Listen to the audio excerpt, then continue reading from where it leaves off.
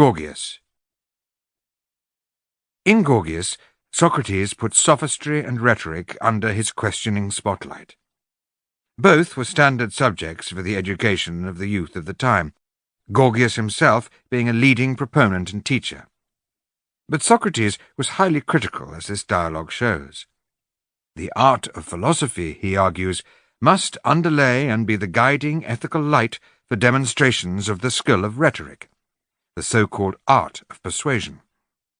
Socrates debates with Gorgias himself, then Polus, a pupil of Gorgias, and finally with his host, Callicles, another Gorgias pupil, young and argumentative. Persons of the dialogue: Socrates, Chaerephon, Gorgias, Polus, and Callicles. Scene: the house of Callicles, who opens the dialogue. The wise man, as the proverb says, is late for a fray, but not for a feast, Socrates. And are we late for a feast? Yes, and a delightful feast, for Gorgias has just been exhibiting to us many fine things. It is not my fault, Callicles. Our friend Chaerephon is to blame, for he would keep us loitering in the agora. Never mind, Socrates. The misfortune of which I have been the cause I will also repair, for Gorgias is a friend of mine, and I will make him give the exhibition again, either now or, if you prefer, at some other time. What is the matter, Chaerephon? Does Socrates want to hear Gorgias? Yes, that was our intention in coming. Come into my house, then, for Gorgias is staying with me, and he shall exhibit to you. Very good, Callicles. But will he answer our questions? For I want to hear from him what is the nature of his art, and what it is which he professes and teaches.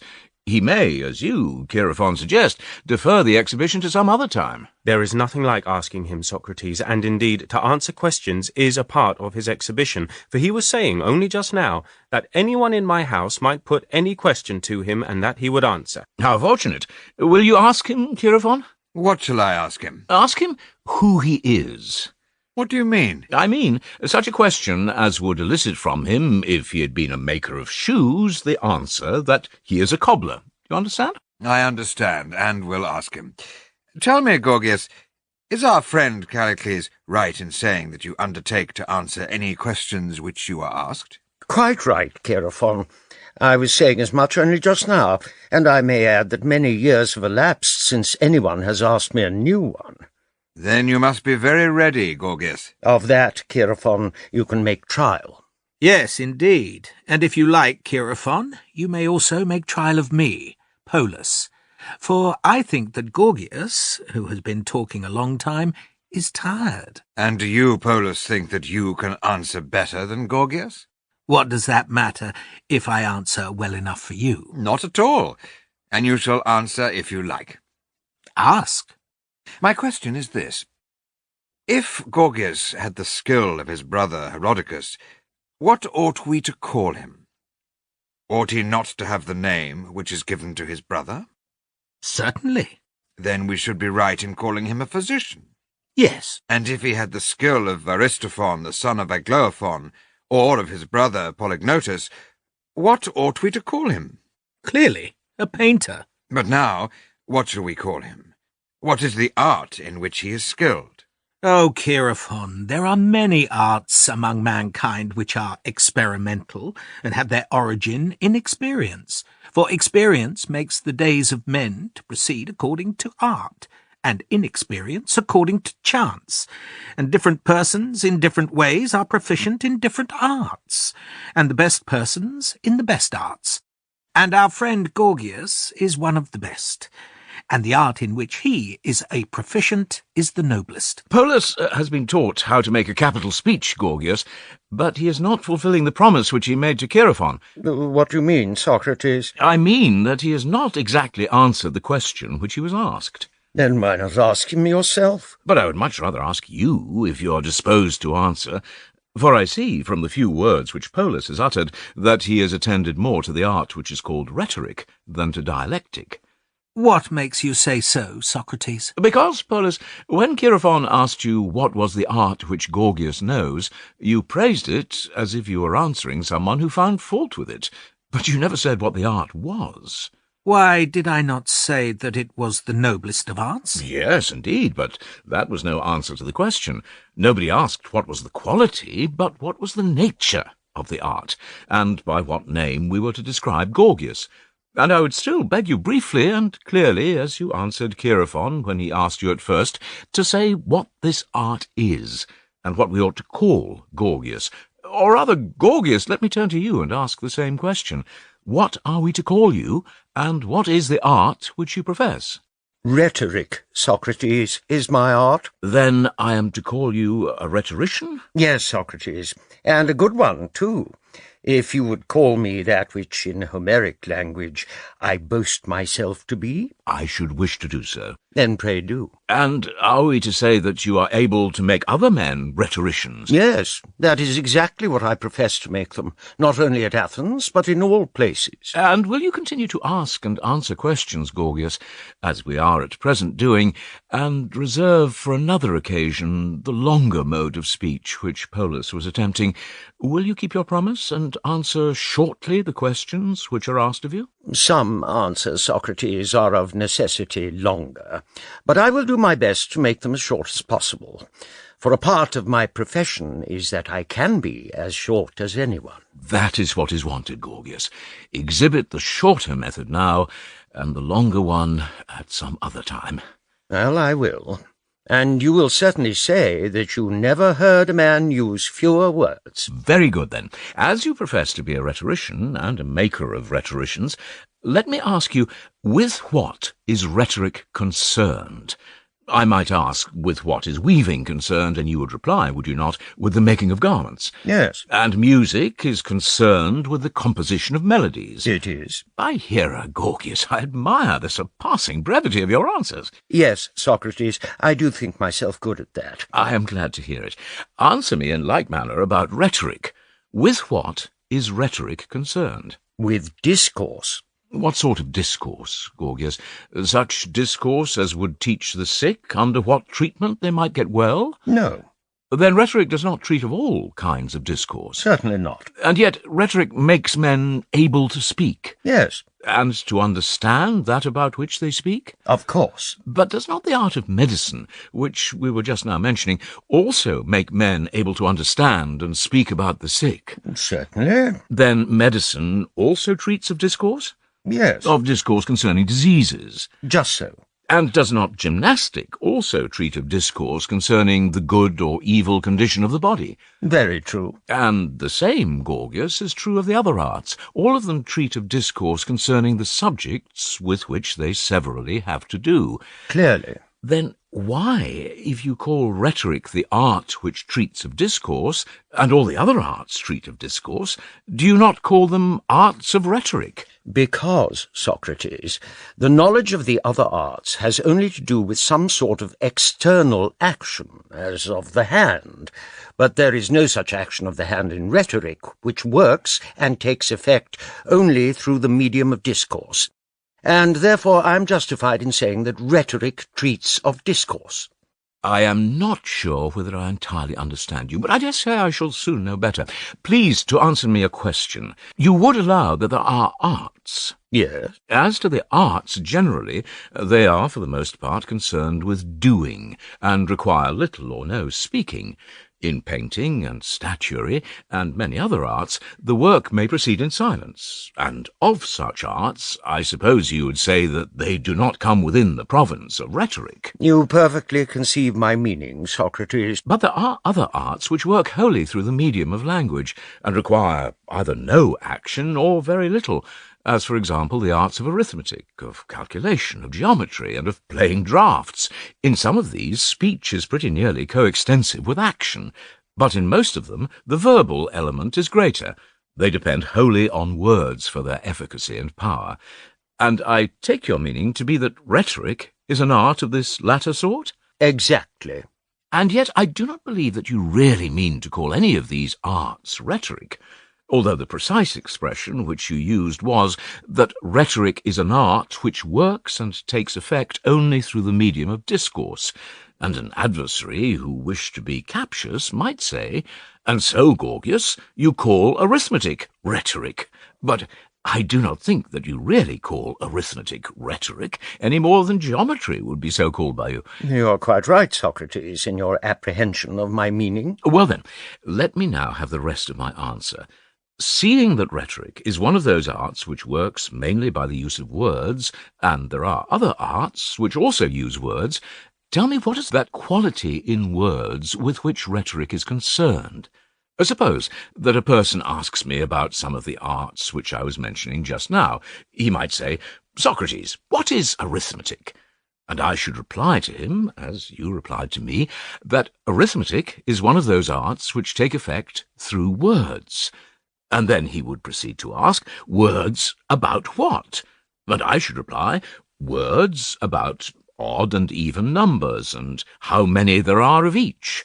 And if he asked again, what is the art of calculation? I should say, that also is one of the arts which is concerned wholly with words. And if he further said, concerned with what? I should say, like the clerks in the assembly, as aforesaid, of arithmetic, but with a difference.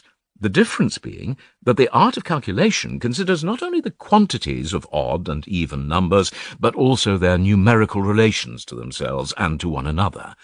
And suppose again I were to say that astronomy is only words, he would ask, words about what, Socrates? And I should answer that astronomy tells us about the motions of the stars and sun and moon and their relative swiftness. You would be quite right, Socrates. And now let us have from you, Gorgias, the truth about rhetoric, which you admit, would you not, to be one of those arts which act always and fulfil all their ends through the medium of words? True. Words which do what, I should ask? To what class of things do the words which rhetoric uses relate? To the greatest, Socrates, and the best of human things. That again, Gorgias, is ambiguous. I'm still in the dark. For which are the greatest and best of human things? I dare say that you have heard men singing at feasts the old drinking song, in which the singers enumerate the goods of life. First health, beauty next, thirdly, as the writer of the song says, wealth honestly obtained. Yes, I know the song. But what is your drift? I mean to say that the producers of those things which the author of the song praises, that is to say, the physician, the trainer, the money-maker, will at once come to you, and first the physician will say, "Oh, Socrates, Gorgias is deceiving you, for my art is concerned with the greatest good of men, and not his." And when I ask, "Who are you?" he will reply, "I am a physician." "What do you mean?" I shall say. "Do you mean that your art produces the greatest good?" "Certainly," he will answer, "for is not health the greatest good? What greater good can men have, Socrates?" And after him, the trainer will come and say, "I too, Socrates, shall be greatly surprised if Gorgias can show more good of his art than I can show of mine." To him again I shall say, "Who are you, honest friend, and what is your business?" "I am a trainer," he will reply, "and my business is to make men beautiful and strong in body." When I have done with the trainer, there arrives the money-maker, and he, as I expect, will utterly despise them all. "Consider, Socrates," he will say, "whether Gorgias or anyone else can produce any greater good than wealth." Well, you and I say to him, "And are you a creator of wealth?" "Yes," he replies. "And who are you?" "A money-maker." "And do you consider wealth to be the greatest good of man?" "Of course," will be his reply. And we shall rejoin, "Yes, but our friend Gorgias contends that his art produces a greater good than yours." And then he will be sure to go on and ask, "What good? Let Gorgias answer." Now, I want you, Gorgias, to imagine that this question is asked of you by them and by me. What is that which, as you say, is the greatest good of man, and of which you are the creator? Answer us. That good, Socrates, which is truly the greatest, being that which gives to men freedom in their own persons, and to individuals the power of ruling over others in their several states. And what would you consider this to be? What is there greater than the word which persuades the judges in the courts, or the senators in the council, or the citizens in the assembly, or at any other political meeting. If you have the power of uttering this word, you will have the physician your slave, and the trainer your slave, and the money-maker of whom you talk will be found to gather treasures, not for himself, but for you, who are able to speak and to persuade the multitude. Now I think, Gorgias, that you have very accurately explained what you conceive to be the art of rhetoric, and you mean to say, if I am not mistaken, that rhetoric is the artificer of persuasion, having this and no other business, and that this is her crown and end. Do you know any other effect of rhetoric over and above that of producing persuasion? No. The definition seems to me very fair, Socrates, for persuasion is the chief end of rhetoric. Then hear me, Gorgias, for I'm quite sure that if there ever was a man who entered on the discussion of a matter from a pure love of knowing the truth, I am such a one, and I should say the same of you. What is coming, Socrates? I will tell you. I am very well aware that I do not know what, according to you, is the exact nature, or what are the topics of that persuasion of which you speak, and which is given by rhetoric, although I have a suspicion about both the one and the other, and I am going to ask, what is this power of persuasion which is given by rhetoric, and about what? But why, if I have a suspicion, do I ask instead of telling you, not for your sake, but in order that the argument may proceed in such a manner as is most likely to set forth the truth? And I would have you observe that I am right in asking this further question. If I asked, what sort of a painter is Zeuxis, and you said, the painter of figures, should I not be right in asking, what kind of figures, and where do you find them? Certainly. And the reason for asking this second question would be that there are other painters besides, who paint many other figures. True. But if there had been no one but Zeuxis who painted them, then you would have answered very well. Quite so. Now, I want to know about rhetoric in the same way. Is rhetoric the only art which brings persuasion, or do other arts have the same effect? I mean to say, does he who teaches anything persuade men of that which he teaches, or not?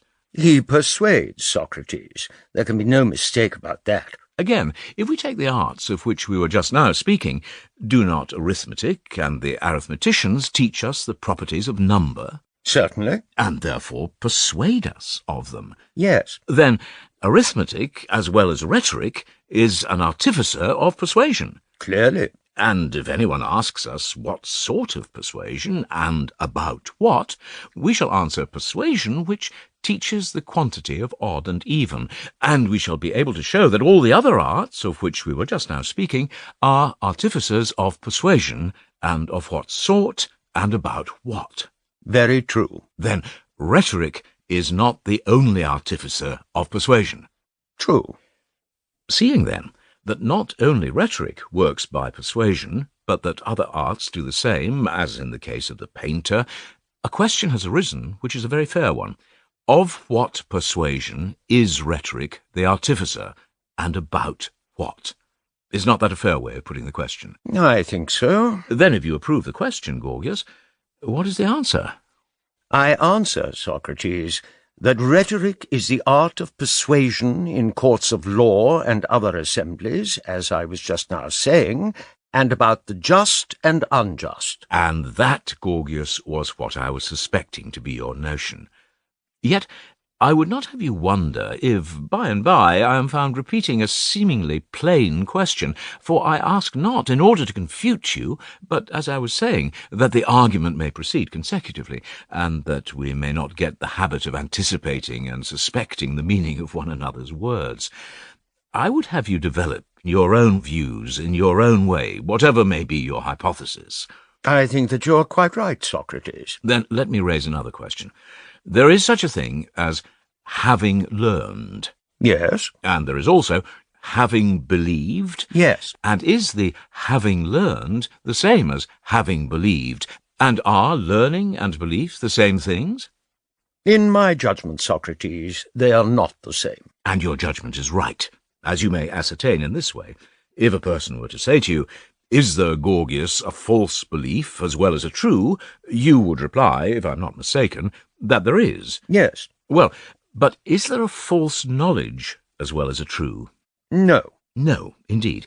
And this again proves that knowledge and belief differ. Very true. And yet those who have learned, as well as those who have believed, are persuaded. Just so. Shall we then assume two sorts of persuasion, one which is the source of belief without knowledge, as the other is of knowledge? By all means. And which sort of persuasion does rhetoric create in courts of law and other assemblies about the just and unjust?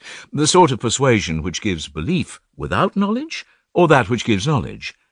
Clearly, Socrates, that which only gives belief. Then rhetoric, as would appear, is the artificer of a persuasion which creates belief about the just and unjust, but gives no instruction about them. True. And the rhetorician does not instruct the courts of law or other assemblies about things just and unjust, but he creates belief about them, for no one can be supposed to instruct such a vast multitude about such high matters in a short time. Certainly not. Come then, and let us see what we really mean about rhetoric, for I do not know what my own meaning is as yet.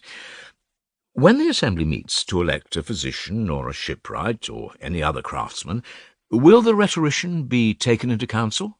Surely not, for at every election he ought to be chosen who is most skilled. And again, when walls have to be built, or harbours or docks to be constructed, not the rhetorician, but the master workman will advise. Or when generals have to be chosen, and an order of battle arranged, or a position taken, then the military will advise, and not the rhetoricians. What do you say, Gorgias?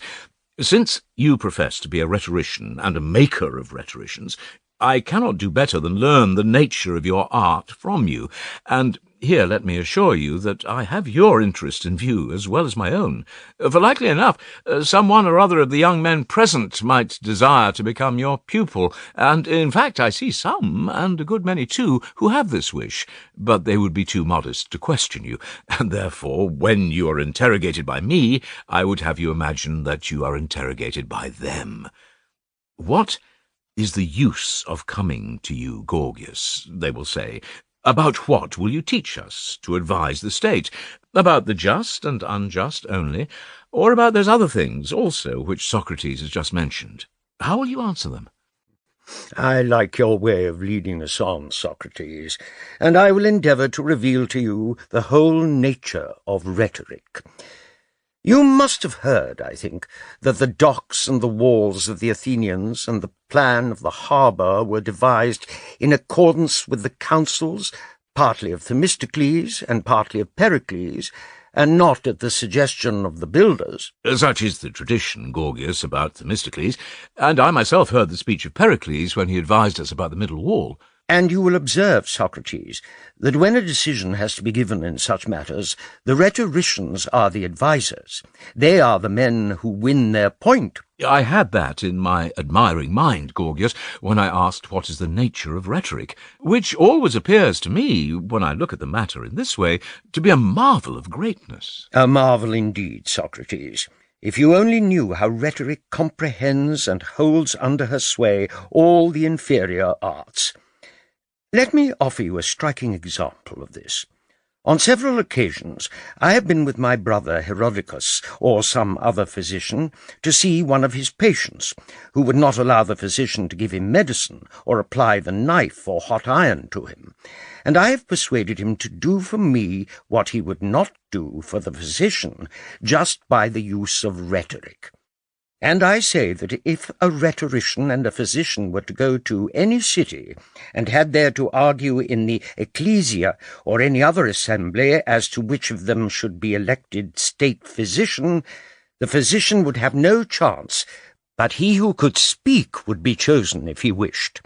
And in a contest with a man of any other profession, the rhetorician more than anyone would have the power of getting himself chosen. For he can speak more persuasively to the multitude than any of them, and on any subject. Such is the nature and power of the art of rhetoric. And yet, Socrates, rhetoric should be used like any other competitive art, not against everybody. The rhetorician ought not to abuse his strength any more than a pugilist or pancratiast or other master of fence, because he has powers which are more than a match either for friend or enemy. He ought not therefore to strike, stab, or slay his friends. Suppose a man to have been trained in the palestra, and to be a skilful boxer. He, in the fullness of his strength, goes and strikes his father or mother, or one of his familiars or friends. But that is no reason why the trainers or fencing masters should be held in detestation or banished from the city. Surely not. For they taught their art for a good purpose, to be used against enemies and evildoers, in self-defence, not in aggression. And others have perverted their instructions, and turned to a bad use their own strength and skill. But not on this account are the teachers bad, neither is the art in fault or bad in itself. I should rather say that those who make a bad use of the art are to blame. And the same argument holds good of rhetoric, for the rhetorician can speak against all men and upon any subject. In short, he can persuade the multitude better than any other man of anything which he pleases. But he should not, therefore, seek to defraud the physician or any other artist of his reputation merely because he has the power. He ought to use rhetoric fairly, as he would also use his athletic powers. And if, after having become a rhetorician, he makes a bad use of his strength and skill, his instructor surely ought not on that account to be held in detestation or banished, for he was intended by his teacher to make a good use of his instructions. But he abuses them, and therefore he is the person who ought to be held in detestation, banished, and put to death, and not his instructor. You, Gorgias, like myself, have had great experience of disputations, and you must have observed, I think, that they do not always terminate in mutual edification, or in the definition by either party of the subjects which they are discussing, but disagreements are apt to arise. Somebody says that another has not spoken truly or clearly, and then they get into a passion and begin to quarrel, both parties conceiving that their opponents are arguing from personal feeling only, and jealousy of themselves, not from any interest in the question at issue. And sometimes they will go on abusing one another until the company at last are quite vexed at themselves for ever listening to such fellows. Why do I say this? Why? Because I cannot help feeling that you are now saying what is not quite consistent or accordant with what you were saying at first about rhetoric. And I'm afraid to point this out to you, lest you should think that I have some animosity against you, and that I speak not for the sake of discovering the truth, but from jealousy of you. Now, if you are one of my sort, I should like to cross-examine you, but if not, I will let you alone. And what is my sort, you will ask? I am one of those who are very willing to be refuted if I say anything which is not true, and very willing to refute anyone else who says what is not true, and quite as ready to be refuted as to refute, for I hold that this is the greater gain of the two, just as the gain is greater of being cured of a very great evil than of curing another. For I imagine that there is no evil which a man can endure so great as an erroneous opinion about the matters of which we are speaking. And if you claim to be one of my sort, let us have the discussion out. But if you would rather have done, no matter, let us make an end of it. I should say, Socrates, that I am quite the man whom you indicate. But perhaps we ought to consider the audience, for before you came I had already given a long exhibition, and if we proceed the argument may run on to a great length, and therefore I think that we should consider whether we may not be detaining some part of the company when they are wanting to do something else. You hear the audience cheering, Gorgias and Socrates, which shows their desire to listen to you. And for myself, heaven forbid that I should have any business on hand which would take me away from a discussion so interesting and so ably maintained. By the gods, Chaerephon, although I have been present at many discussions, I doubt whether I was ever so much delighted before, and therefore, if you go on discoursing all day, I shall be the better pleased. I may truly say, Callicles, that I am willing, if Gorgias is. After all this, Socrates, I should be disgraced if I refused, especially as I have promised to answer all comers. In accordance with the wishes of the company, then, do you begin, and ask of me any question which you like. Let me tell you then, Gorgias, what surprises me in your words, though I dare say you may be right, and I may have misunderstood your meaning. You say that you can make any man who will learn of you a rhetorician. Yes. Do you mean that you will teach him to gain the ears of the multitude on any subject, and this not by instruction, but by persuasion? Quite so. You were saying, in fact, that the rhetorician will have greater powers of persuasion than the physician, even in a matter of health. Yes, with the multitude, that is. You mean to say with the ignorant, for with those who know he cannot be supposed to have greater powers of persuasion. Very true. But if he is to have more power of persuasion than the physician, he will have greater power than he who knows. Certainly. Although he is not a physician, is he?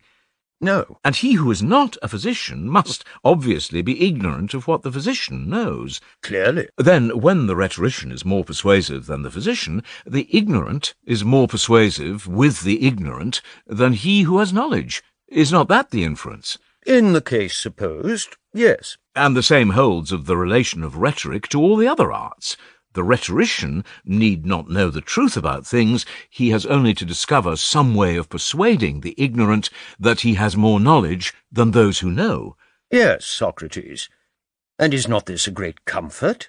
Not to have learned the other arts, but the art of rhetoric only, and yet to be in no way inferior to the professors of them? Whether the rhetorician is or is not inferior on this account is a question which we will hereafter examine, if the inquiry is likely to be of any service to us. But I would rather begin by asking whether he is or is not as ignorant of the just and unjust, base and honourable, good and evil, as he is of medicine and the other arts. I mean to say, does he really know anything of what is good and evil, base or honourable, just or unjust in them? Or has he only a way with the ignorant of persuading them that he, not knowing, is to be esteemed to know more about these things than someone else who knows? Or must the pupil know these things, and come to you knowing them before he can acquire the art of rhetoric? If he is ignorant, you, who are the teacher of rhetoric, will not teach him. It is not your business. But you will make him seem to the multitude to know them, when he does not know them, and seem to be a good man, when he is not. Or will you be unable to teach him rhetoric at all, unless he knows the truth of these things first? What is to be said about all this? By heavens, Gorgias, I wish that you would reveal to me the power of rhetoric, as you are saying that you would. Well, Socrates, I suppose that if the pupil does chance not to know them, he will have to learn of me these things as well. Say no more, for there you are right. And so he whom you make a rhetorician must either know the nature of the just and unjust already, or he must be taught by you. Certainly. Well, and is not he who has learned carpentering a carpenter? Yes. And he who has learned music a musician? Yes. And he who has learned medicine is a physician in like manner. He who has learned anything whatever is that which his knowledge makes him. Certainly. And in the same way, he who has learned what is just, To be sure. and he who is just may be supposed to do what is just. Yes. And must not the just man always desire to do what is just? That is clearly the inference. Surely, then, the just man will never consent to do injustice. Certainly not. And according to the argument, the rhetorician must be a just man, Yes. and will therefore never be willing to do injustice. Clearly not. But do you remember saying just now that the trainer is not to be accused or banished if the pugilist makes a wrong use of his pugilistic art? And in like manner, if the rhetorician makes a bad and unjust use of his rhetoric, that is not to be laid to the charge of his teacher, who is not to be banished, but the wrongdoer himself, who made a bad use of his rhetoric. He is to be banished. Was not that said? Yes, it was. But now we are affirming that the aforesaid rhetorician will never have done injustice at all. True. And at the very outset, Gorgias, it was said that rhetoric treated of discourse, not, like arithmetic, about odd and even, but about just and unjust. Was not this said? Yes. I was thinking at the time, when I heard you saying so, that rhetoric, which is always discoursing about justice, could not possibly be an unjust thing. But when you added shortly afterwards that the rhetorician might make a bad use of rhetoric, I noted with surprise the inconsistency into which you had fallen, and I said that if you thought, as I did, that there was a gain in being refuted, there would be an advantage in going on with the question, but if not, I would leave off. And in the course of our investigations, as you will see yourself, the rhetorician has been acknowledged to be incapable of making an unjust use of rhetoric, or of willingness to do injustice. By the dog, Gorgias, there will be a great deal of discussion before we get at the truth of all this. And do even you, Socrates, seriously believe what you are now saying about rhetoric? What? Because Gorgias was ashamed to deny that the rhetorician knew the just and the honourable and the good, and admitted that to anyone who came to him ignorant of them he could teach them, and then out of this admission there arose a contradiction, the thing which you dearly love, and to which not he but you brought the argument by your captious questions? Do you seriously believe that there is any truth in all this? For will anyone ever acknowledge that he does not know or cannot teach the nature of justice? The truth is that there is great want of manners in bringing the argument to such a pass. Illustrious Polus, the reason why we provide ourselves with friends and children is that when we get old and stumble, a younger generation may be at hand to set us on our legs again in our words and in our actions. And now, if I and Gorgias are stumbling, here are you who should raise us up, and I, for my part, engage to retract any error into which you may think that I have fallen, upon one condition. What condition? That you contract, Polus, the prolixity of speech in which you indulged at first. What? Do you mean that I may not use as many words as I please? Only to think, my friend, that having come on a visit to Athens, which is the most free-spoken state in Hellas, you, when you got there, and you alone, should be deprived of the power of speech. That would be hard indeed. But then consider my case. Shall not I be very hardly used, if, when you are making a long oration and refusing to answer what you are asked, I am compelled to stay and listen to you, and may not go away? I say rather, if you have a real interest in the argument, or, to repeat my former expression, have any desire to set it on its legs, take back any statement which you please, and in your turn ask and answer, like myself and Gorgias. Refute and be refuted, for I suppose that you would claim to know what Gorgias knows, would you not? Yes. And you, like him, invite anyone to ask you anything about which he pleases, and you will know how to answer him? To be sure. And now, which will you do? Ask or answer? I will ask. And do you answer me, Socrates, the same question which Gorgias, as you suppose, is unable to answer. What is rhetoric? Do you mean what sort of an art? Yes. To say the truth, Polus, it is not an art at all, in my opinion. Then what, in your opinion, is rhetoric? A thing which, as I was lately reading in a book of yours, you say that you have made an art. What thing? I should say a sort of experience. Does rhetoric seem to you to be an experience? That is my view, but you may be of another mind. An experience in what? An experience in producing a sort of delight and gratification. And if able to gratify others, must not rhetoric be a fine thing? What are you saying, Polus? Why do you ask me whether rhetoric is a fine thing or not, when I have not as yet told you what rhetoric is? Did I not hear you say that rhetoric was a sort of experience? Will you, who are so desirous to gratify others, afford a slight gratification to me? I will. Will you ask me what sort of an art is cookery? What sort of an art is cookery? Not an art at all, Polus.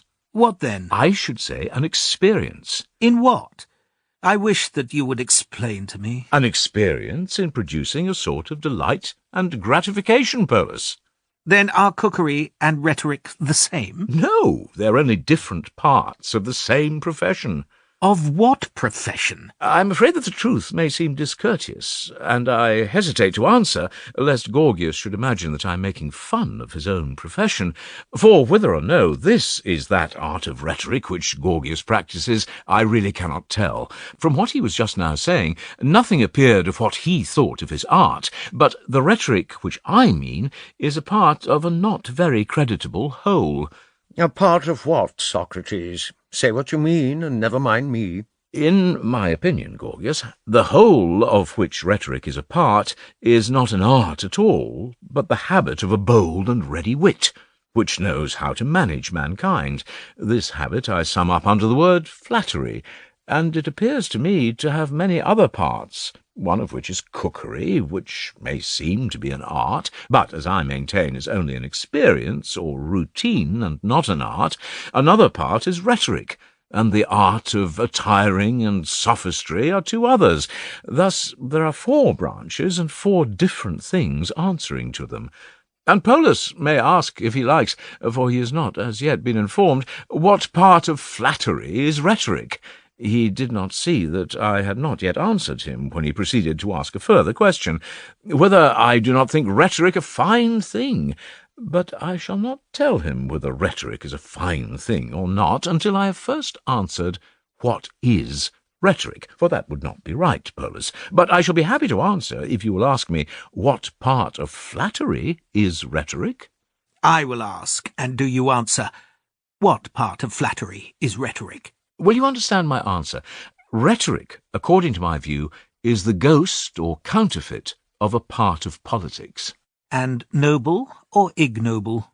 Ignoble, I should say, if I am compelled to answer, for I call what is bad ignoble, though I doubt whether you understand what I was saying before. Indeed, Socrates, I cannot say that I understand myself. I do not wonder, Gorgias, for I have not as yet explained myself, and our friend Polus, colt by name and colt by nature, is apt to run away. Never mind him, but explain to me what you mean by saying that rhetoric is the counterfeit of a part of politics. I will try, then, to explain my notion of rhetoric, and if I'm mistaken, my friend Polus shall refute me. We may assume the existence of bodies and of souls. Of course. You would further admit that there is a good condition of either of them? Yes. Which condition may not be really good, but good only in appearance. I mean to say that there are many persons who appear to be in good health, and whom only a physician or trainer will discern at first sight not to be in good health. True. And this applies not only to the body, but also to the soul. In either there may be that which gives the appearance of health, and not the reality. Yes, certainly. And now I will endeavour to explain to you more clearly what I mean. The soul and body, being two, have 2 arts corresponding to them.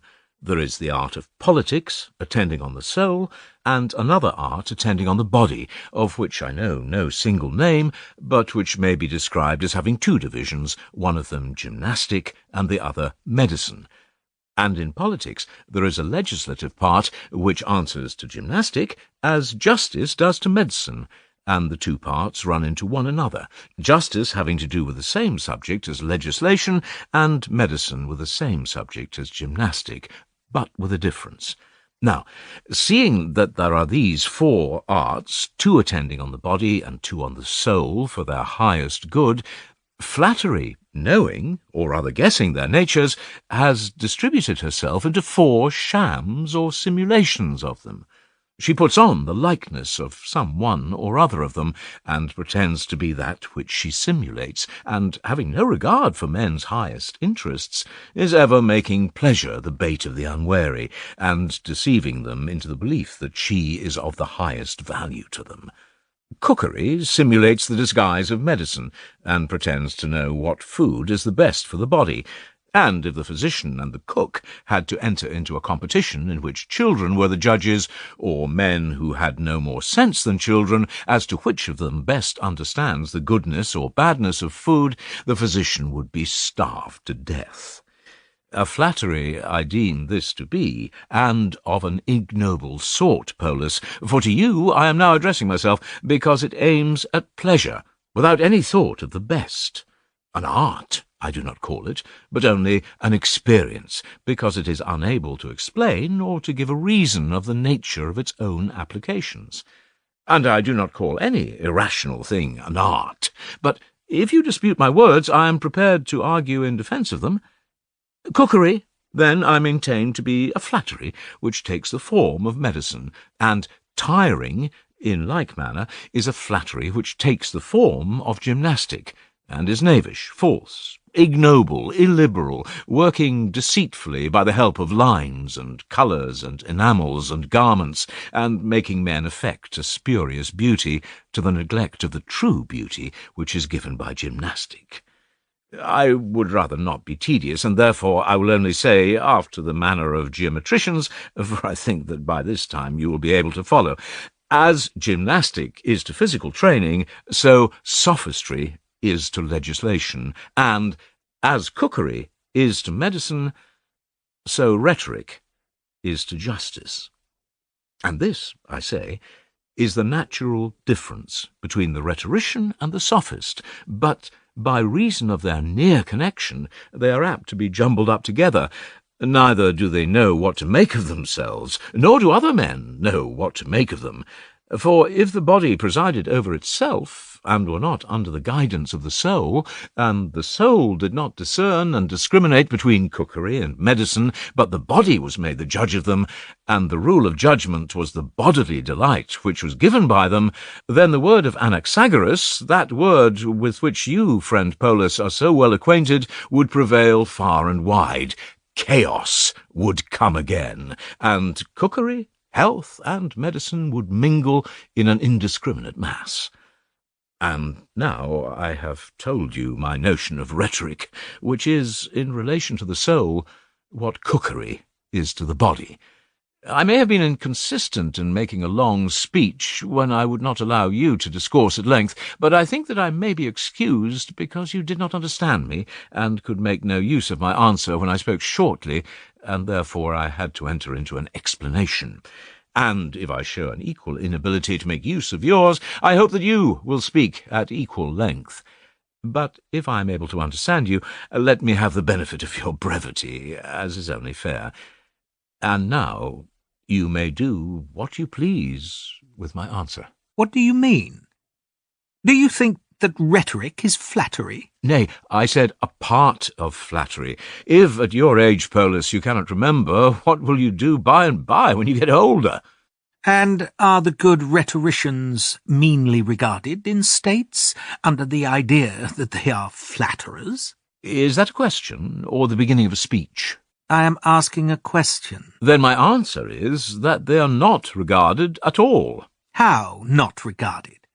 Have they not very great power in states? Not if you mean to say that power is a good to the possessor. And that is what I do mean to say. Then, if so, I think that they have the least power of all the citizens. What? Are they not like tyrants? They kill and despoil and exile anyone whom they please. By the dog, Polus, I cannot make out at each deliverance of yours whether you're giving an opinion of your own or asking a question of me. I am asking a question of you. Yes, my friend, but you ask two questions at once. How two questions? Why, did you not say just now that the rhetoricians are like tyrants, and that they kill and despoil or exile anyone whom they please? I did. Well, then I say to you that here are two questions in one, and I will answer both of them. And I tell you, Polus, that rhetoricians and tyrants have the least possible power in states, as I was just now saying, for they do literally nothing which they will, but only what they think best. And is not that a great power? Polus has already said the reverse. Said the reverse? Nay, that is what I assert. No, by the great, what do you call him, not you, for you say that power is a good to him who has the power. I do. And would you maintain that if a fool does what he thinks best, this is a good? And would you call this great power? I should not. Then you must prove that the rhetorician is not a fool, and that rhetoric is an art, and not a flattery, and so you will have refuted me. But if you leave me unrefuted, why, the rhetoricians who do what they think best in states, and the tyrants, will have nothing upon which to congratulate themselves, if, as you say, power be indeed a good, admitting at the same time that what is done without sense is an evil.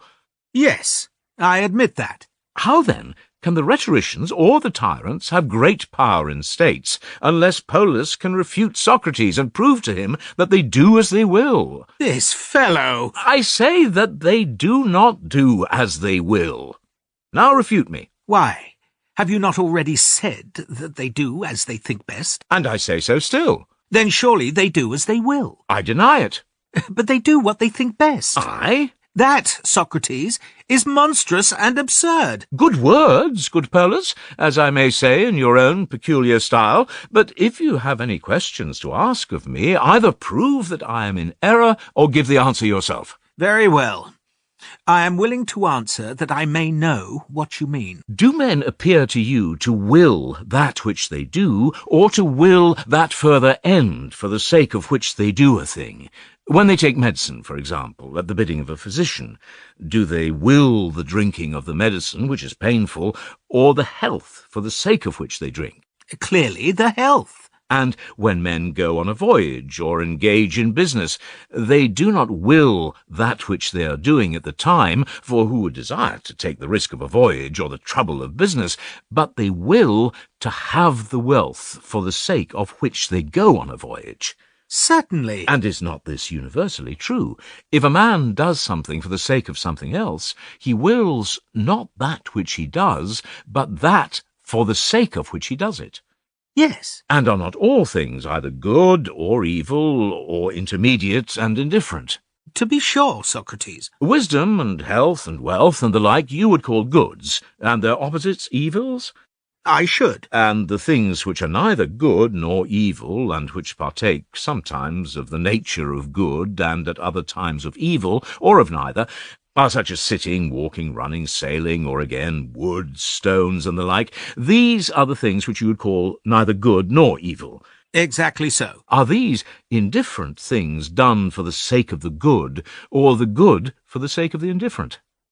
Clearly, the indifferent for the sake of the good. When we walk for the sake of the good, and under the idea that it is better to walk. And when we stand equally for the sake of the good. Yes. And when we kill a man, we kill him, or exile him, or despoil him of his goods, because, as we think, it will conduce to our good. Certainly. Men who do any of these things do them for the sake of the good. Yes. And did we not admit that, in doing something for the sake of something else, we do not will those things which we do, but that other thing for the sake of which we do them? Most true. Then we do not will simply to kill a man, or to exile him, or to despoil him of his goods, but we will to do that which conduces to our good. And if the act is not conducive to our good, we do not will it. For we will, as you say, that which is our good, but that which is neither good nor evil, or simply evil, we do not will. Why are you silent, Polus? Am I not right? You are right. Hence we may infer that if anyone, whether he be a tyrant or a rhetorician, kills another, or exiles another, or deprives him of his property, under the idea that the act is for his own interests, when really not for his own interests, he may be said to do what seems best to him. Yes. But does he do what he wills if he does what is evil? Why do you not answer? Well, I suppose not. Then, if great power is a good, as you allow, will such a one have great power in the state? He will not. Then I was right in saying that a man may do what seems good to him in a state, and not have great power, and not do what he wills. As though you, Socrates, would not like to have the power of doing what seemed good to you in the state. Rather than not, you would not be jealous when you saw anyone killing or despoiling or imprisoning whom he pleased. Oh, no. Justly or unjustly, do you mean? In either case, is he not equally to be envied?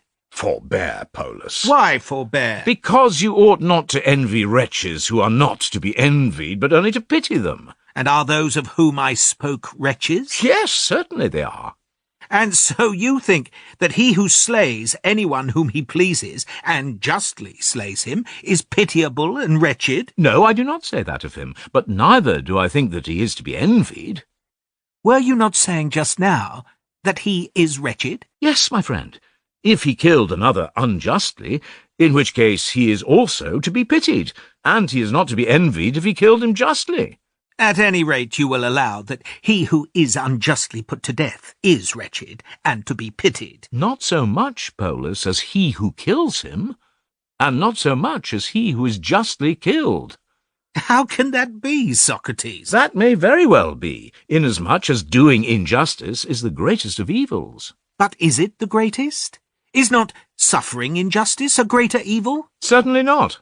Then would you rather suffer than do injustice? I should not like either, but if I must choose between them, I would rather suffer than do. Then you would not wish to be a tyrant? Not if you mean by tyranny what I mean. I mean, as I said before, the power of doing whatever seems good to you in a state. Killing, banishing, doing in all things as you like. Well, then, illustrious friend, when I have said my say, do you reply to me. Suppose that I go into a crowded agora and take a dagger under my arm. Polus, I say to you, I have just acquired a rare power and become a tyrant. For if I think that any of these men whom you see ought to be put to death, the man whom I have a mind to kill is as good as dead. And if I am disposed to break his head or tear his garment, he will have his head broken or his garment torn in an instant. Such is my great power in this city. And if you do not believe me, and I show you the dagger, you would probably reply, Socrates, in that sort of way, anyone may have great power. He may burn any house which he pleases, and the docks and the triremes of the Athenians and all their other vessels, whether public or private. But can you believe that this mere doing as you think best is great power? Certainly not doing as this. But can you tell me why you disapprove of such a power? I can. Why then? Why, because he who did, as you say, would be certain to be punished. And punishment is an evil? Certainly. And you would admit once more, my good sir, that great power is a benefit to a man if his actions turn out to his advantage, and that this is the meaning of great power. And if not, then his power is an evil and is no power. But let us look at the matter in another way. Do we not acknowledge that the things of which we were speaking, the infliction of death, exile, and the deprivation of property, are sometimes a good, and sometimes not a good? Certainly. About that, you and I may be supposed to agree? Yes. Tell me, then, when do you say that they are good, and when that they are evil? What principle do you lay down? I would rather, Socrates, that you should answer as well as ask that question. Well, Polus, since you would rather have the answer from me, I say that they are good when they are just, and evil when they are unjust. You are hard of refutation, Socrates, but might not a child refute that statement? Then I shall be very grateful to the child, and equally grateful to you if you will refute me and deliver me from my foolishness, and I hope that refute me you will, and not weary of doing good to a friend. Yes, Socrates, and I need not go far or appeal to antiquity. Events which happened only a few days ago are enough to refute you, and to prove that many men who do wrong are happy. What events? You see, I presume, that Archelaus, the son of Perdiccas, is now the ruler of Macedonia? At any rate, I hear that he is. And do you think that he is happy or miserable? I cannot say, Polus, for I have never had any acquaintance with him. And cannot you tell at once, and without having an acquaintance with him, whether a man is happy? Most certainly not. Then clearly, Socrates, you would say that you did not even know whether the great king was a happy man. And I should speak the truth, for I do not know how he stands in the matter of education and justice. What? And does all happiness consist in this? Yes, indeed, Polus, that is my doctrine.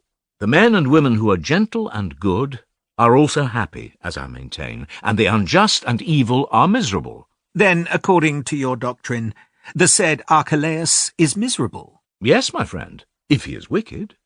That he is wicked I cannot deny, for he had no title at all to the throne which he now occupies, he being only the son of a woman who was the slave of Alcetus, the brother of Perdiccas. He himself, therefore, in strict right, was the slave of Alcetus, and if he had meant to do rightly, he would have remained his slave, and then, according to your doctrine, he would have been happy. But now he is unspeakably miserable, for he has been guilty of the greatest crimes. In the first place, he invited his uncle and master, Alcetus, to come to him, under the pretence that he would restore to him the throne, which Perdiccas has usurped, and after entertaining him and his son, Alexander, who was his own cousin and nearly of an age with him, and making them drunk, he threw them into a wagon and carried them off by night, and slew them, and got both of them out of the way. And when he had done all this wickedness, he never discovered that he was the most miserable of all men, and was very far from repenting. Shall I tell you how he showed his remorse? He had a younger brother, a child of 7 years old, who was the legitimate son of Perdiccas, and to him of right the kingdom belonged. Archelaus, however, had no mind to bring him up as he ought, and restore the kingdom to him. That was not his notion of happiness. But not long afterwards he threw him into a well and drowned him, and declared to his mother Cleopatra that he had fallen in while running after a goose, and had been killed. And now, as he is the greatest criminal of all the Macedonians, he may be supposed to be the most miserable, and not the happiest of them. And I dare say that there are many Athenians, and you would be at the head of them, who would rather be any other Macedonian than Archelaus. I praised you at first, Polus, for being a rhetorician rather than a reasoner, and this, as I suppose, is the sort of argument with which you fancy that a child might refute me, and by which I stand refuted when I say that the unjust man is not happy. But, my good friend, where is the refutation? I cannot admit a word which you have been saying. That is because you will not, for you surely must think as I do. Not so, my simple friend, but because you will refute me after the manner which rhetoricians practice in courts of law, for there the one party think that they refute the other when they bring forward a number of witnesses of good repute in proof of their allegations, and their adversary has only a single one, or none at all. But this kind of proof is of no value where truth is the aim. A man may often be sworn down by a multitude of false witnesses who have a great air of respectability, and in this argument nearly every one, Athenian and stranger alike, would be on your side if you should bring witnesses in disproof of my statement. You may, if you will, summon Nicias, the son of Niceratus, and let his brothers, who gave the row of tripods which stand in the precincts of Dionysus, come with him. Or you may summon Aristocrates, the son of Celeus, who is the giver of that famous offering which is at Delphi. Summon, if you will, the whole house of Pericles, or any other great Athenian family whom you choose. They will all agree with you. I only am left alone, and cannot agree, for you do not convince me. Although you produce many false witnesses against me in the hope of depriving me of my inheritance, which is the truth. But I consider that nothing worth speaking of will have been effected by me, unless I make you the one witness of my words, nor by you, unless you make me the one witness of yours, no matter about the rest of the world.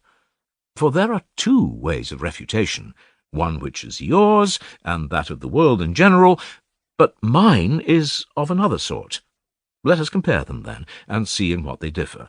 For indeed we are at issue about matters which to know is honourable, and not to know disgraceful, to know or not to know happiness and misery. That is the chief of them, and what knowledge can be nobler, or what ignorance more disgraceful than this? And therefore I will begin by asking you whether you do not think that a man who is unjust and doing injustice can be happy. Seeing that you think Archelaus unjust and yet happy, may I assume this to be your opinion? Certainly. But I say that this is an impossibility. Here is one point about which we are at issue. Very good. And do you mean to say also that if he meets with retribution and punishment, he will still be happy? Certainly not. In that case, he will be most miserable. On the other hand, if the unjust be not punished, then according to you he will be happy. Yes. But in my opinion, Polus, the unjust or doer of unjust actions is miserable in any case. More miserable, however, if he be not punished and does not meet with retribution, and less miserable if he be punished and meets with retribution at the hands of gods and men. You are maintaining a strange doctrine, Socrates. I shall try to make you agree with me, O my friend, for as a friend I regard you. Then these are the points at issue between us, are they not? I was saying that to do is worse than to suffer injustice. Exactly so. And you said the opposite. Yes. I said also that the wicked are miserable, and you refuted me. By Zeus, I did. In your own opinion, Polus. Yes, and I rather suspect that I was in the right. You further said that the wrongdoer is happy if he be unpunished. Certainly. And I affirm that he is most miserable, and that those who are punished are less miserable. Are you going to refute this proposition also? A proposition which is harder of refutation than the other, Socrates. Say, rather, Polus, impossible, for who can refute the truth? What do you mean? If a man is detected in an unjust attempt to make himself a tyrant, and when detected is racked, mutilated, has his eyes burned out, and after having had all sorts of great injuries inflicted on him, and having seen his wife and children suffer the like, is at last impaled or tarred and burnt alive, will he be happier than if he escape and become a tyrant, and continue all through life doing what he likes, and holding the reins of government, the envy and admiration both of citizens and strangers? Is that the paradox, which, as you say, cannot be refuted? There again, noble Polus, you are raising hobgoblins instead of refuting me. Just now you were calling witnesses against me. But please to refresh my memory a little, did you say, in an unjust attempt to make himself a tyrant? Yes, I did. Then I say that neither of them will be happier than the other. Neither he who unjustly acquires a tyranny, nor he who suffers in the attempt. For of two miserables, one cannot be the happier, but that he who escapes and becomes a tyrant is the more miserable of the two. Do you laugh, Polus? Well, this is a new kind of refutation. When anyone says anything, instead of refuting him, to laugh at him. But do you not think, Socrates, that you have been sufficiently refuted when you say that which no human being will allow? Ask the company. Oh, Polus, I am not a public man, and only last year, when my tribe were serving as prytanes, and it became my duty as their president to take the votes, there was a laugh at me because I was unable to take them. And as I failed then, you must not ask me to count the suffrages of the company now. But if, as I was saying, you have no better argument than numbers, let me have a turn, and do you make trial of the sort of proof which, as I think, is required, for I shall produce one witness only of the truth of my words, and he is the person with whom I am arguing. His suffrage I know how to take, but with the many I have nothing to do, and do not even address myself to them. May I ask, then, whether you will answer in turn and have your words put to the proof? For I certainly think that I and you and every man do really believe that to do is a greater evil than to suffer injustice, and not to be punished than to be punished. And I should say neither I nor any man. Would you yourself, for example, suffer rather than do injustice? Yes, and you too. I or any man would. Quite the reverse. Neither you, nor I, nor any man. But will you answer? To be sure, I will, for I am curious to hear what you can have to say. Tell me then, and you will know, and let us suppose that I am beginning at the beginning. Which of the two, Polus, in your opinion, is the worst? To do injustice or to suffer? I should say that suffering was worst. And which is the greater disgrace? Answer. To do. And the greater disgrace is the greater evil? Certainly not. I understand you to say, if I am not mistaken, that the honourable is not the same as the good, or the disgraceful as the evil. Certainly not. Let me ask a question of you. When you speak of beautiful things, such as bodies, colours, figures, sounds, institutions, do you not call them beautiful in reference to some standard? Bodies, for example, are beautiful in proportion as they are useful, or as the sight of them gives pleasure to the spectators. Can you give any other account of personal beauty? I cannot. And you would say of figures or colours generally that they were beautiful either by reason of the pleasure which they give, or of their use, or of both. Yes, I should. And you would call sounds and music beautiful for the same reason? I should. Laws and institutions also have no beauty in them, except in so far as they are useful or pleasant, or both. I think not. And may not the same be said of the beauty of knowledge? To be sure, Socrates. And I very much approve of your measuring beauty by the standard of pleasure and utility. And deformity or disgrace may be equally measured by the opposite standard of pain and evil. Certainly. Then, when of two beautiful things one exceeds in beauty, the measure of the excess is to be taken in one or both of these, that is to say, in pleasure or utility, or both. Very true. And of two deformed things, that which exceeds in deformity or disgrace exceeds either in pain or evil. Must it not be so? Yes. But then again, what was the observation which you just now made about doing and suffering wrong? Did you not say that suffering wrong was more evil and doing wrong more disgraceful? I did. Then, if doing wrong is more disgraceful than suffering, the more disgraceful must be more painful, and must exceed in pain or in evil, or both. Does not that also follow? Of course. First, then, let us consider whether the doing of injustice exceeds the suffering in the consequent pain. Do the injurers suffer more than the injured? No, Socrates, certainly not. Then they do not exceed in pain. No. But if not in pain, then not in both. Certainly not. Then they can only exceed in the other. Yes. That is to say, in evil. True.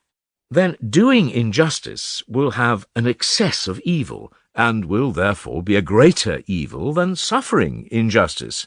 Clearly. But have not you and the world already agreed that to do injustice is more disgraceful than to suffer? Yes. And that is now discovered to be more evil? True. And would you prefer a greater evil or a greater dishonour to a less one? Answer, Polus, and fear not, for you will come to no harm if you nobly resign yourself into the healing hand of the argument, as to a physician, without shrinking, and either say yes or no to me. I should say no. Would any other man prefer a greater to a less evil? No, not according to this way of putting the case, Socrates. Then I say truly, Polus, that neither you nor I nor any man would rather do than suffer injustice. For to do injustice is the greater evil of the two. That is the conclusion. You see, Polus, when you compare the two kinds of refutations, how unlike they are. All men, with the exception of myself, are of your way of thinking. But your single assent and witness are enough for me. I have no need of any other. I take your suffrage, and am regardless of the rest. Enough of this. And now let us proceed to the next question, which is, whether the greatest of evils to a guilty man is to suffer punishment, as you supposed, or whether to escape punishment is not a greater evil, as I supposed. Consider. You would say that to suffer punishment is another name for being justly corrected when you do wrong. I should. And would you not allow that all just things are honourable, insofar as they are just? Please to reflect, and tell me your opinion. Yes, Socrates, I think that they are. Consider again. Where there is an agent, must there not also be a patient? I should say so. And will not the patient suffer that which the agent does, and will not the suffering have the quality of the action? I mean, for example, that if a man strikes, there must be something which is stricken. Yes. And if the striker strikes violently or quickly, that which is struck will be struck violently or quickly. True. And the suffering to him who is stricken is of the same nature as the act of him who strikes. Yes. And if a man burns, there is something which is burned. Certainly. And if he burns in excess, or so as to cause pain, the thing burned will be burned in the same way. Truly. And if he cuts, the same argument holds. There will be something cut. Yes. And if the cutting be great or deep or such as will cause pain, the cut will be of the same nature. That is evident. Then you would agree generally to the universal proposition, which I was just now asserting, that the affection of the patient answers to the affection of the agent. I agree. Then, as this is admitted, let me ask whether being punished is suffering or acting. Suffering, Socrates. There can be no doubt of that. And suffering implies an agent. Certainly, Socrates. And he is the punisher. And he who punishes rightly punishes justly, Yes. and therefore he acts justly. Justly. Then he who is punished and suffers retribution suffers justly. That is evident. And that which is just has been admitted to be honourable. Certainly. Then the punisher does what is honourable, and the punished suffers what is honourable. True. And if what is honourable, then what is good, for the honourable is either pleasant or useful. Certainly. Then he who is punished suffers what is good. That is true. Then he is benefited. Yes. Do I understand you to mean what I mean by the term benefited? I mean that if he be justly punished, his soul is improved. Surely. Then he who is punished is delivered from the evil of his soul. Yes. And is he not then delivered from the greatest evil? Look at the matter in this way. In respect of a man's estate, do you see any greater evil than poverty? There is no greater evil. Again, in a man's bodily frame, you would say that the evil is weakness and disease and deformity. I should. And do you not imagine that the soul likewise has some evil of her own? Of course. And this you would call injustice and ignorance and cowardice and the like. Certainly. So then, in mind, body, and estate, which are three, you have pointed out three corresponding evils: injustice, disease, poverty. True. And which of the evils is the most disgraceful? Is not the most disgraceful of them injustice, and in general the evil of the soul? By far the most. And if the most disgraceful, then also the worst? What do you mean, Socrates? I mean to say, that is most disgraceful has been already admitted to be most painful or hurtful or both. Certainly. And now injustice and all evil in the soul has been admitted by us to be most disgraceful? It has been admitted. And most disgraceful, either because most painful and causing excessive pain, or most hurtful, or both? Certainly. And therefore, to be unjust and intemperate and cowardly and ignorant is more painful than to be poor and sick? Nay, Socrates, the painfulness does not appear to me to follow from your premises. Then, if, as you would argue, not more painful, the evil of the soul is of all evils the most disgraceful, and the excess of disgrace must be caused by some preternatural greatness or extraordinary hurtfulness of the evil.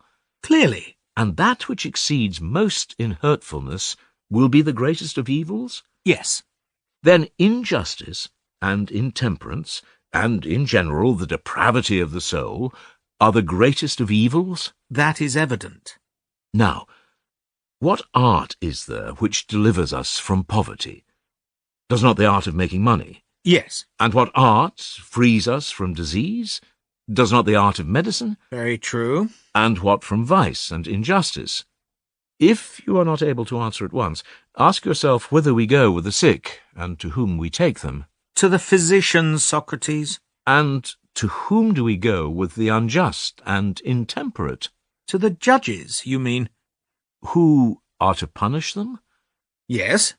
And do not those who rightly punish others punish them in accordance with a certain rule of justice? Clearly. Then the art of money-making frees a man from poverty, medicine from disease, and justice from intemperance and injustice? That is evident. Which, then, is the best of these three? Will you enumerate them? Money-making, medicine, and justice.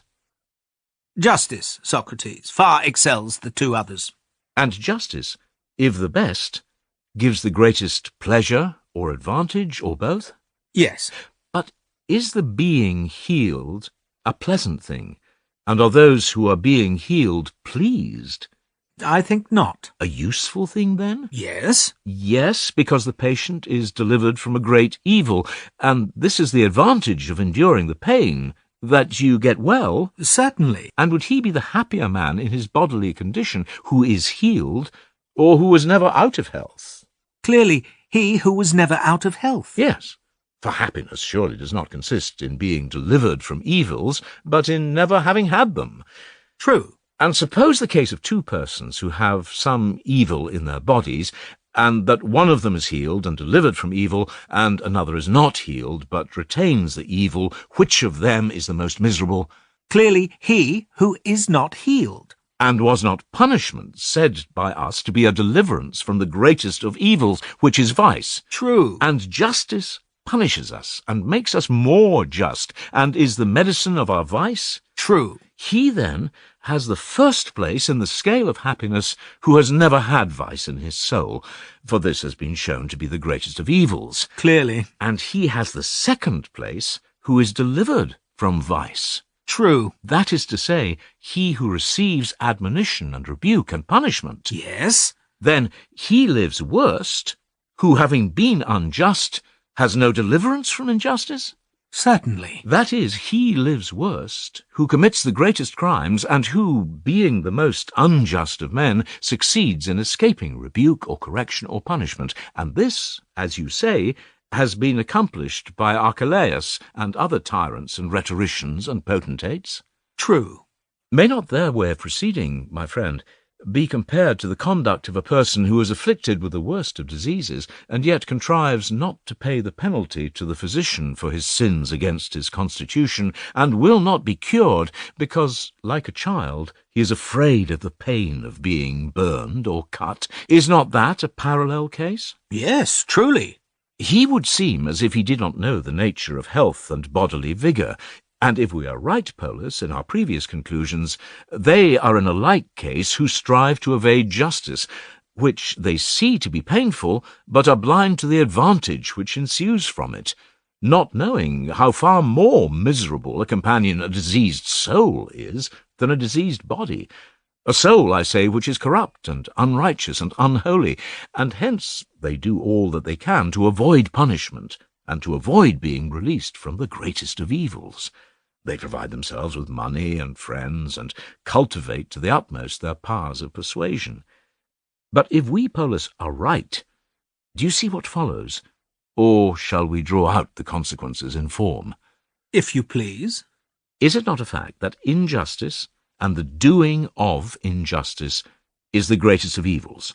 That is quite clear. And further, that to suffer punishment is the way to be released from this evil. True. And not to suffer is to perpetuate the evil? Yes. To do wrong, then, is second only in the scale of evils, but to do wrong and not to be punished is first and greatest of all. That is true. Well, and was not this the point in dispute, my friend? You deemed Archelaus happy because he was a very great criminal and unpunished.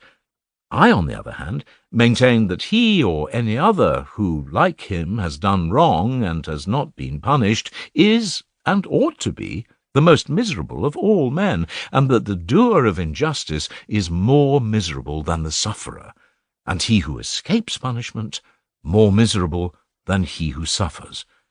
Was not that what I said? Yes. And it has been proved to be true? Certainly. Well, Polus, but if this is true, where is the great use of rhetoric?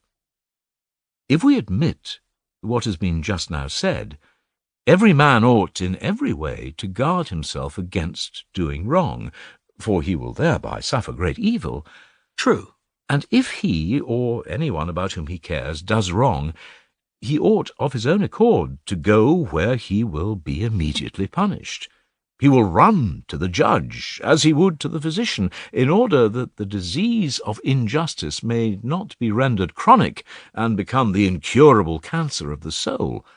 Must we not allow this consequence, Polus, if our former admissions are to stand?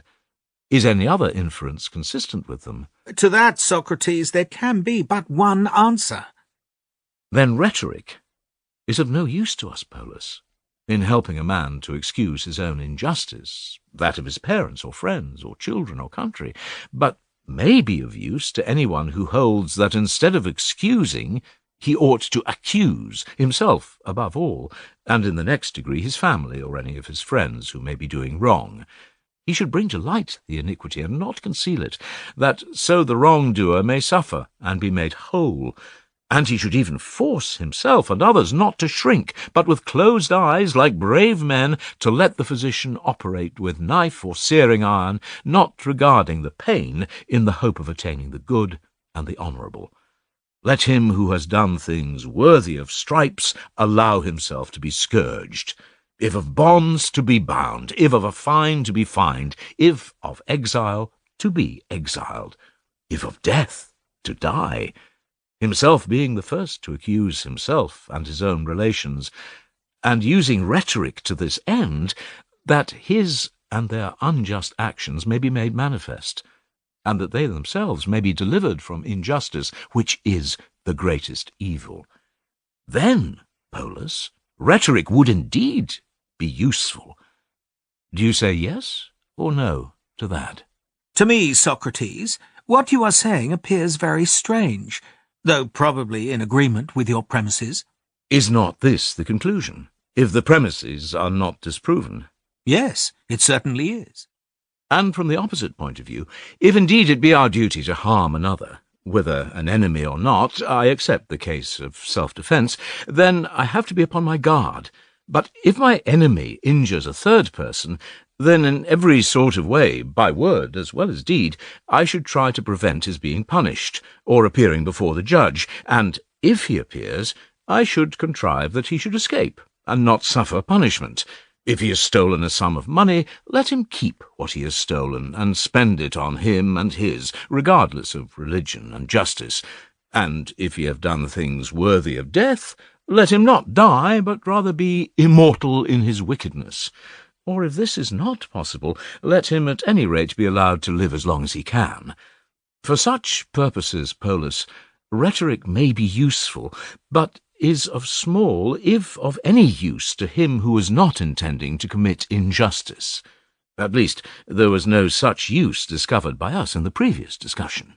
Tell me, Chaerephon, is Socrates in earnest, or is he joking? I should say, Callicles, that he is in most profound earnest, but you may well ask him. By the gods, and I will. Tell me, Socrates, are you in earnest or only in jest? For, if you are in earnest, and what you say is true, is not the whole of human life turned upside down, and are we not doing, as would appear, in everything the opposite of what we ought to be doing? O Callicles, if there were not some community of feelings among mankind, however varying in different persons, I mean to say, if every man's feelings were peculiar to himself, and were not shared by the rest of his species, I do not see how we could ever communicate our impressions to one another. I make this remark because I perceive that you and I have a common feeling.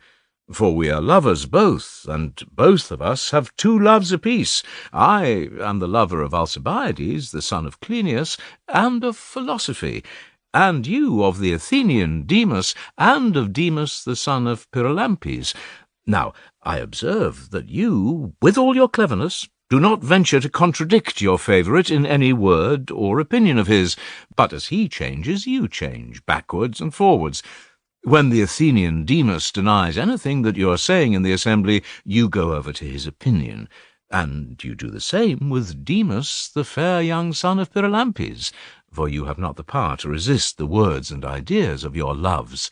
And if a person were to express surprise at the strangeness of what you say from time to time, when under their influence, you would probably reply to him, if you were honest, that you cannot help saying what your loves say unless they are prevented, and that you can only be silent when they are.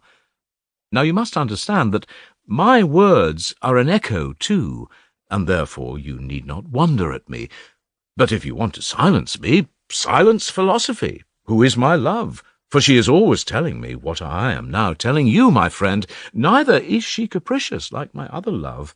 For the son of Cleinias says one thing today and another thing tomorrow, but philosophy is always true. She is the teacher at whose words you are now wondering, and you have heard her yourself. Her you must refute, and either show, as I was saying, that to do injustice and to escape punishment is not the worst of all evils, or if you leave her word unrefuted, by the dog, the god of Egypt, I declare, O Callicles, that Callicles will never be at one with himself, but that his whole life will be a discord. And yet, my friend, I would rather that my lyre should be inharmonious, and that there should be no music in the chorus which I provided, or that the whole world should be at odds with me and oppose me, rather than that I myself should be at odds with myself and contradict myself. Oh, Socrates, you are a regular declaimer, and seem to be running riot in the argument. And now you are declaiming in this way because Polus has fallen into the same error himself of which he accused Gorgias. For he said that when Gorgias was asked by you whether, if someone came to him who wanted to learn rhetoric and did not know justice, he would teach him justice, Gorgias, in his modesty, replied that he would, because he thought that mankind in general would be displeased if he answered no. And then, in consequence of this admission, Gorgias was compelled to contradict himself, that being just the sort of thing in which you delight. Whereupon Polus laughed at you, deservedly, as I think, but now he has himself fallen into the same trap. I cannot say very much for his wit when he conceded to you that to do is more dishonourable than to suffer injustice, for this was the admission which led to his being entangled by you, and because he was too modest to say what he thought, he had his mouth stopped. For the truth is, Socrates, that you, who pretend to be engaged in the pursuit of truth, are appealing now to the popular and vulgar notions of right, which are not natural, but only conventional. Convention and nature are generally at variance with one another, and hence, if a person is too modest to say what he thinks, he is compelled to contradict himself, and you, in your ingenuity, perceiving the advantage to be thereby gained, slyly ask of him who is arguing conventionally a question which is to be determined by the rule of nature, and if he is talking of the rule of nature, you slip away to custom, as, for instance, you did in this very discussion about doing and suffering injustice. When Polus was speaking of the conventionally dishonourable, you assailed him from the point of view of nature, for, by the rule of nature, to suffer injustice is the greater disgrace because the greater evil, but conventionally to do evil is the more disgraceful. For the suffering of injustice is not the part of a man, but of a slave, who indeed had better die than live, since when he is wronged and trampled upon, he is unable to help himself or any other about whom he cares. The reason, as I conceive, is that the makers of laws are the majority who are weak, and they make laws and distribute praises and censures with a view to themselves and to their own interests, and they terrify the stronger sort of men and those who are able to get the better of them in order that they may not get the better of them, and they say that dishonesty is shameful and unjust, meaning, by the word injustice, the desire of a man to have more than his neighbours, for, knowing their own inferiority, I suspect they are too glad of equality. And therefore, the endeavour to have more than the many is conventionally said to be shameful and unjust, and is called injustice, whereas nature herself intimates that it is just for the better to have more than the worse, the more powerful than the weaker. And in many ways she shows, among men as well as among animals, and indeed among whole cities and races, that justice consists in the superior ruling over and having more than the inferior. For, on what principle of justice did Xerxes invade Hellas, or his father the Scythians, not to speak of numberless other examples? Nay, but these are the men who act according to nature, yes, by heaven, and according to the law of nature, not, perhaps, according to that artificial law which we invent, and impose upon our fellows, of whom we take the best and strongest from their youth upwards, and tame them like young lions, charming them with the sound of the voice, and saying to them that with equality they must be content, and that the equal is the honourable and the just. But if there were a man who had sufficient force, he would shake off and break through and escape from all this. He would trample underfoot all our formulas and spells and charms, and all our laws which are against nature. The slave would rise in rebellion and be lord over us, and the light of natural justice would shine forth. And this I take to be the sentiment of Pindar, when he says in his poem that law is the king of all, of mortals as well as of immortals. This, as he says, makes might to be right, doing violence with highest hand, as I infer from the deeds of Heracles, for without buying them, I do not remember the exact words, but the meaning is that without buying them, and without their being given to him, he carried off the oxen of Geryon, according to the law of natural right, and that the oxen and other possessions of the weaker and inferior properly belong to the stronger and superior. And this is true, as you may ascertain, if you will leave philosophy and go on to higher things. For philosophy, Socrates, if pursued in moderation and at the proper age, is an elegant accomplishment. But too much philosophy is the ruin of human life. Even if a man has good parts, still, if he carries philosophy into later life, he is necessarily ignorant of all those things which a gentleman and a person of honour ought to know. He is inexperienced in the laws of the state, and in the language which ought to be used in the dealings of man, whether private or public, and utterly ignorant of the pleasures and desires of mankind and of human character in general. And people of this sort, when they betake themselves to politics or business, are as ridiculous as I imagine the politicians to be when they make their appearance in the arena of philosophy. For, as Euripides says, every man shines in that and pursues that and devotes the greatest portion of the day to that in which he most excels.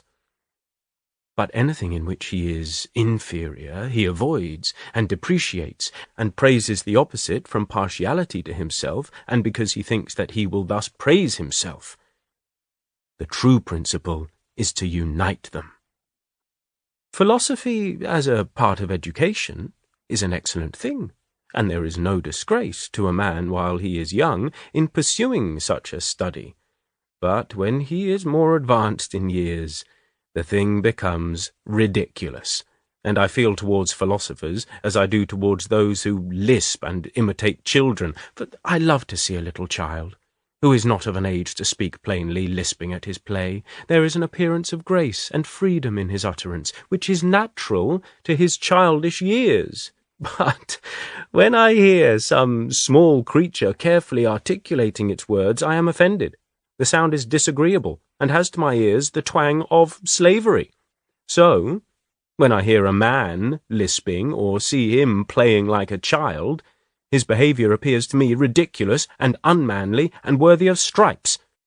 And I have the same feeling about students of philosophy. When I see a youth thus engaged, the study appears to me to be in character, and becoming a man of liberal education, and him who neglects philosophy I regard as an inferior man who will never aspire to anything great or noble. But if I see him continuing the study in later life and not leaving off, I should like to beat him, Socrates. For as I was saying, such a one, even though he have good natural parts, becomes effeminate. He flies from the busy centre and the marketplace, in which, as the poet says, men become distinguished. He creeps into a corner for the rest of his life, and talks in a whisper with 3 or 4 admiring youths, but never speaks out like a free man in a satisfactory manner. Now I, Socrates, am very well inclined towards you, and my feeling may be compared with that of Zethus towards Amphion in the play of Euripides, whom I was mentioning just now. For I am disposed to say to you much what Zethus said to his brother, that you, Socrates, are careless about the things of which you ought to be careful, and that you, who have a soul so noble, are remarkable for a puerile exterior. Neither in a court of justice could you state a case, or give any reason or proof, or offer valiant counsel on another's behalf. And you must not be offended, my dear Socrates, for I am speaking out of goodwill towards you, if I ask whether you are not ashamed of being thus defenceless, which I affirm to be the condition not of you only, but of all those who will carry the study of philosophy too far.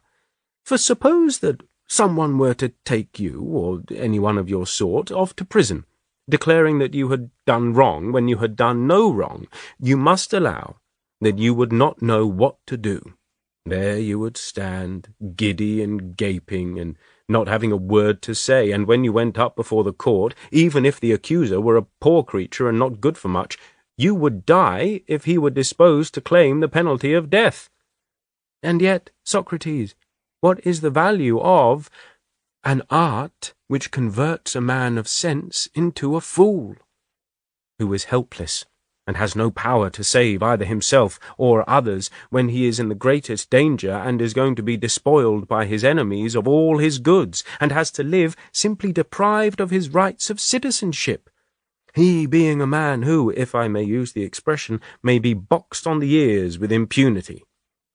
Then, my good friend, take my advice and refute no more.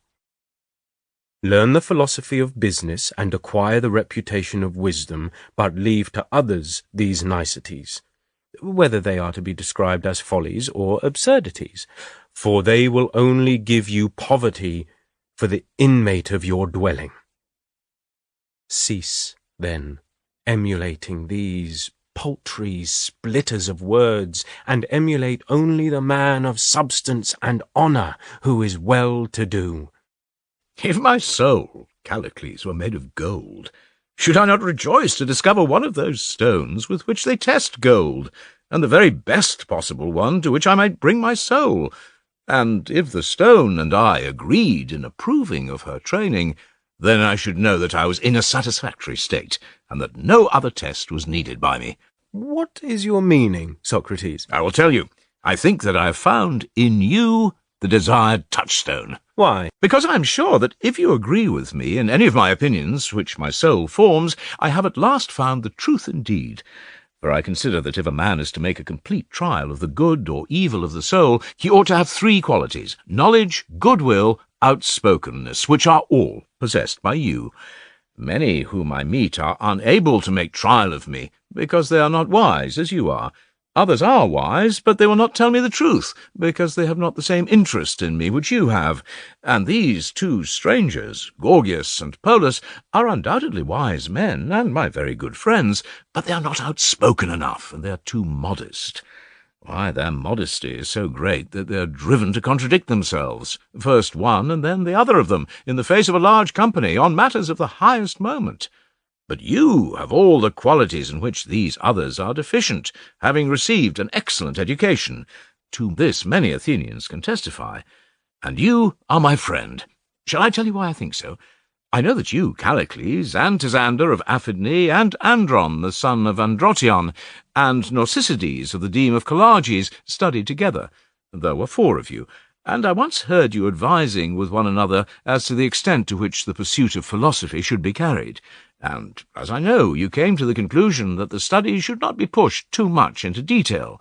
You were cautioning one another not to be otherwise. You were afraid that too much wisdom might unconsciously to yourselves be the ruin of you. And now, when I hear you giving the same advice to me, which you then gave to your most intimate friends, I have a sufficient evidence of your real goodwill to me, and of the frankness of your nature and freedom from modesty I am assured by yourself, and the assurance is confirmed by your last speech. Well then, the inference in the present case clearly is that if you agree with me in an argument about any point, that point will have been sufficiently tested by us, and will not require to be submitted to any further test. For you could not have agreed with me, either from lack of knowledge or from superfluity of modesty, nor yet from a desire to deceive me, for you are my friend, as you tell me yourself. And therefore, when you and I are agreed, the result will be the attainment of perfect truth. Now, there is no nobler inquiry, Callicles, than that which you censure me for making. What ought the character of a man to be, and what his pursuits, and how far is he to go, both in maturer years and in youth?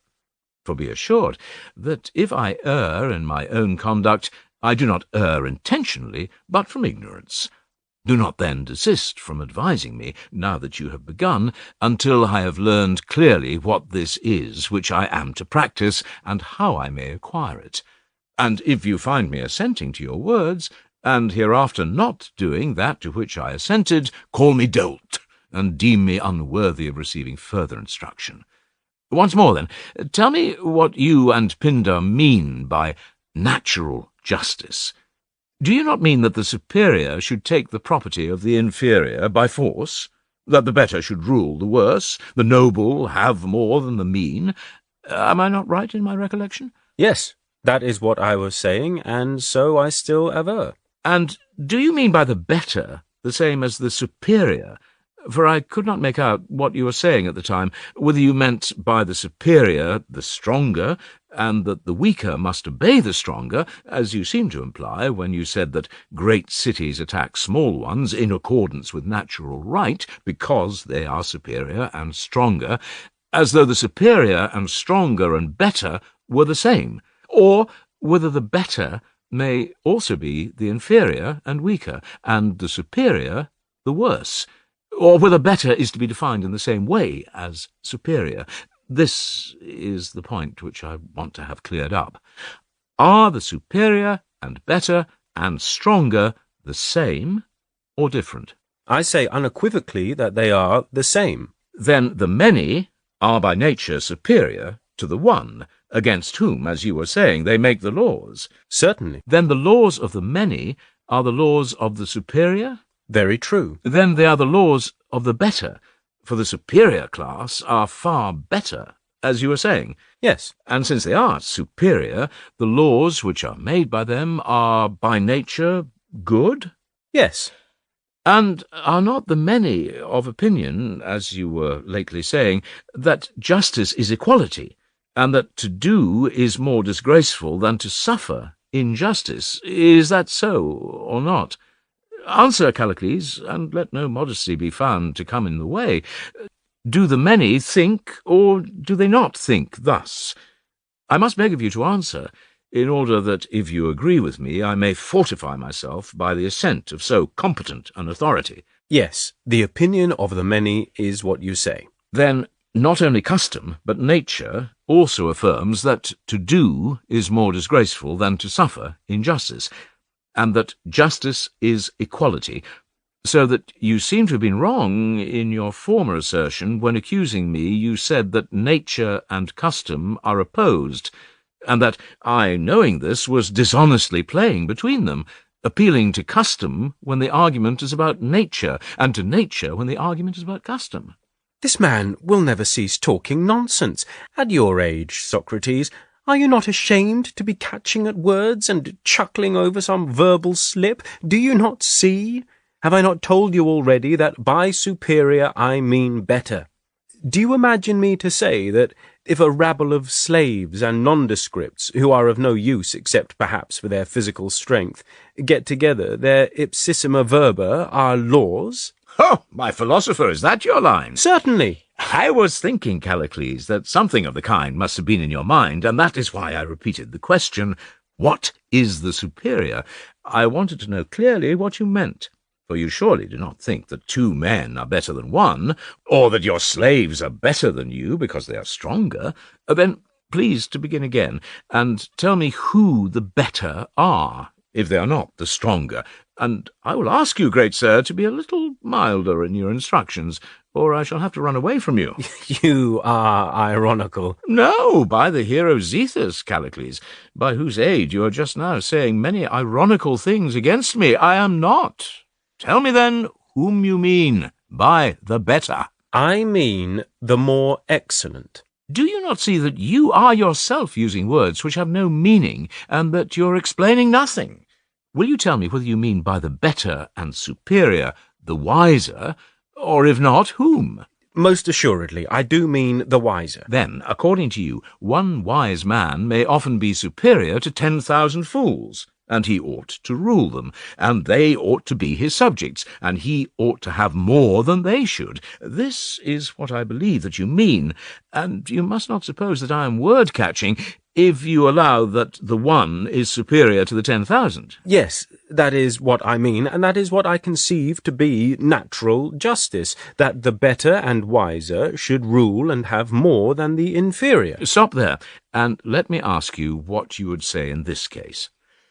Let us suppose that we are all together, as we are now. There are several of us, and we have a large common store of meats and drinks, and there are all sorts of persons in our company having various degrees of strength and weakness, and one of us, being a physician, is wiser in the matter of food than all the rest, and he is probably stronger than some, and not so strong as others of us.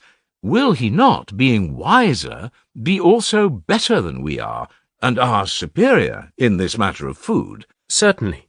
Either, then, he will have a larger share of the meats and drinks, because he is better, or he will have the distribution of all of them by reason of his authority, but he will not expend or make use of a larger share of them on his own person, or if he does, he will be punished.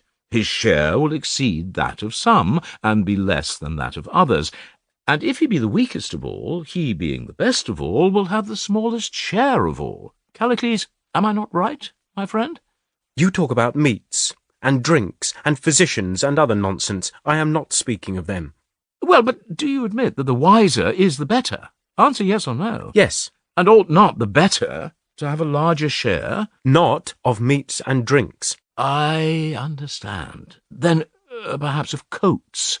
The skilfullest weaver ought to have the largest coat, and the greatest number of them, and go about clothed in the best and finest of them? Fudge about coats! Then the skilfullest and best in making shoes ought to have the advantage in shoes. The shoemaker clearly should walk about in the largest shoes, and have the greatest number of them. Fudge about shoes! What nonsense are you talking? Or is this not your meaning? Perhaps you would say that the wise and good and true husbandman should actually have a larger share of seeds, and have as much seed as possible for his own land. How you go on, always talking in the same way, Socrates. Yes, Callicles, and also about the same things. Yes, by the gods, you are literally always talking of cobblers, and fullers, and cooks, and doctors, as if this had to do with our argument. But why will you not tell me in what a man must be superior and wiser in order to claim a larger share?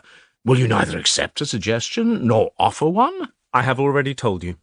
In the first place, I mean by superiors not cobblers or cooks, but wise politicians, who understand the administration of a state, and who are not only wise but also valiant and able to carry out their designs, and not the men to faint from want of soul. See now, most excellent Callicles, how different my charge against you is from that which you bring against me. For you reproach me with always saying the same, but I reproach you with never saying the same about the same things.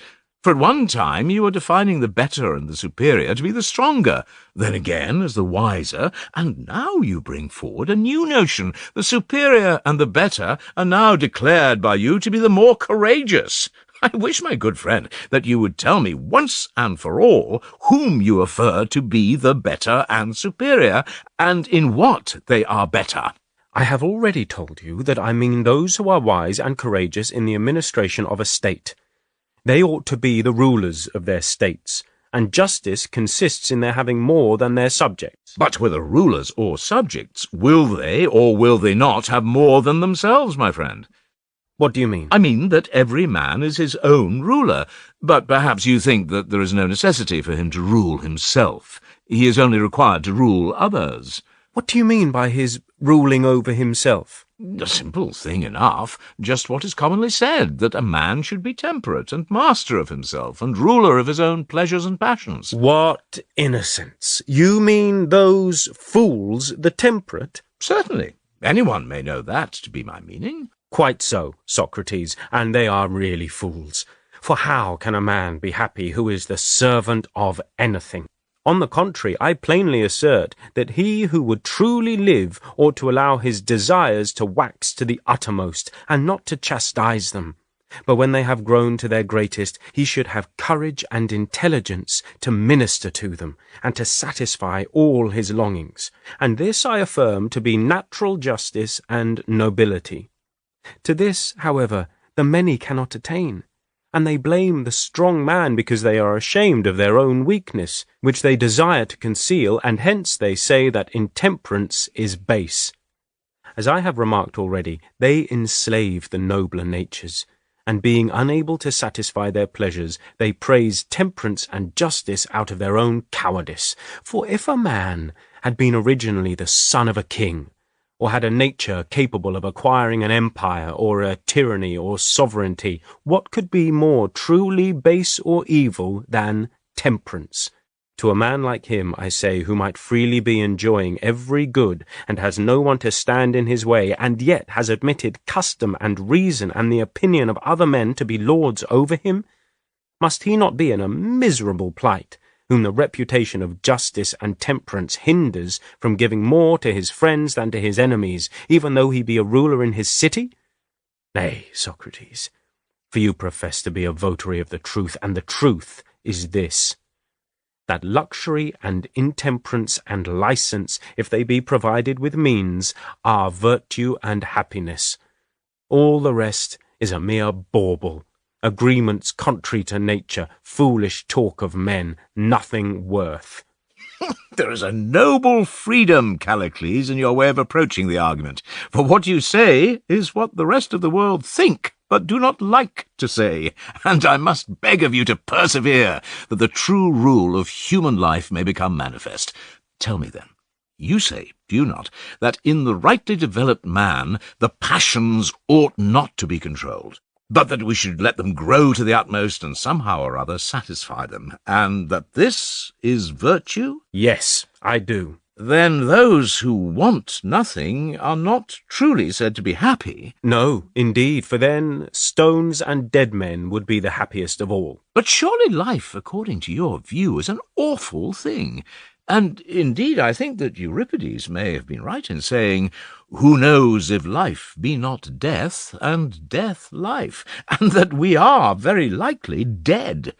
I have heard a philosopher say that at this moment we are actually dead, and that the body is our tomb, and that the part of the soul which is the seat of the desires is liable to be tossed about by words and blown up and down, and some ingenious person, probably a Sicilian or an Italian, playing with the word, invented a tale in which he called the soul, because of its believing and make-believe nature, a vessel, and the ignorant he called the uninitiated or leaky, and the place in the souls of the uninitiated in which the desires are seated being the intemperate and incontinent part, he compared to a vessel full of holes, because it can never be satisfied.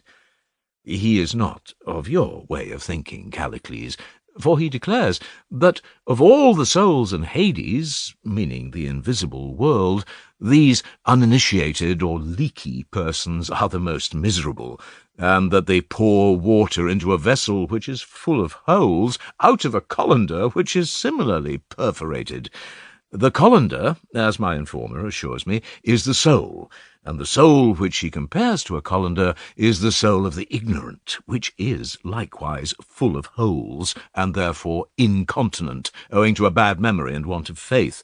These notions are strange enough, but they show the principle which, if I can, I would fain prove to you, that you should change your mind, and instead of the intemperate and insatiate life, choose that which is orderly and sufficient, and has a due provision for daily needs. Do I make any impression on you? And are you coming over to the opinion that the orderly are happier than the intemperate?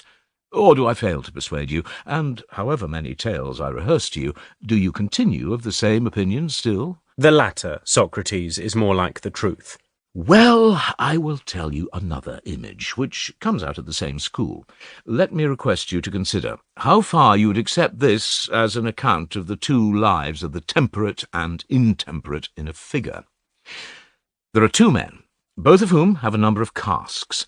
The one man has his casks sound and full, one of wine, another of honey, and a third of milk, besides others filled with other liquids, and the streams which fill them are few and scanty, and he can only obtain them with a great deal of toil and difficulty. But when his casks are once filled, he has no need to feed them any more, and has no further trouble with them or care about them. The other, in a like manner, can procure streams, though not without difficulty, but his vessels are leaky and unsound, and night and day he is compelled to be filling them, and if he pauses for a moment he is in an agony of pain. Such are their respective lives. And now, would you say that the life of the intemperate is happier than that of the temperate? Do I not convince you that the opposite is the truth? You do not convince me, Socrates, for the one who has filled himself has no longer any pleasure left, and this, as I was just now saying, is the life of a stone. He has neither joy nor sorrow after he is once filled, but the pleasure depends on the superabundance of the influx. But the more you pour in, the greater the waste, and the holes must be large for the liquid to escape. Certainly. The life which you are now depicting is not that of a dead man or of a stone, but of a cormorant. You mean that he is to be hungering and eating? Yes. And he is to be thirsting and drinking? Yes, that is what I mean. He is to have all his desires about him, and to be able to live happily in the gratification of them. Capital. Excellent. Go on as you have begun and have no shame. I, too, must disencumber myself of shame. And first, will you tell me whether you include itching and scratching, provided you have enough of them, and pass your life in scratching in your notion of happiness? What a strange being you are, Socrates, a regular mob orator. Well, that was the reason, Callicles, why I scared Polus and Gorgias, until they were too modest to say what they thought. But you will not be too modest, and will not be scared, for you are a brave man. And now answer my question. I answer that even the scratcher would live pleasantly. And if pleasantly, then also happily? To be sure. But what if the itching is not confined to the head? Shall I pursue the question? And here, Callicles, I would have you consider how you would reply if consequences are pressed upon you, especially if in the last resort you are asked whether the life of a catamite is not terrible, foul, miserable, or would you venture to say that they too are happy if they only get enough of what they want? Are you not ashamed, Socrates, of introducing such topics into the argument? Well, my fine friend, but am I the introducer of these topics? Or he who says without any qualification that all who feel pleasure in whatever manner are happy, and who admits of no distinction between good and bad pleasures? And I would still ask whether you say that pleasure and good are the same, or whether there is some pleasure which is not a good. Well then, for the sake of consistency, I will say that they are the same. You are breaking the original agreement, Callicles, and will no longer be a satisfactory companion in the search after truth if you say what is contrary to your real opinion. Why, that is what you are doing too, Socrates. Then we are both doing wrong. Still, my dear friend, I would ask you to consider whether pleasure, from whatever source derived, is the good. For if this be true, then the disagreeable consequences which have been darkly intimated must follow, and many others. That, Socrates, is only your opinion. And do you, Callicles, seriously maintain what you are saying? Indeed I do. Then, as you are in earnest, shall we proceed with the argument? By all means. Well, if you are willing to proceed, determine this question for me.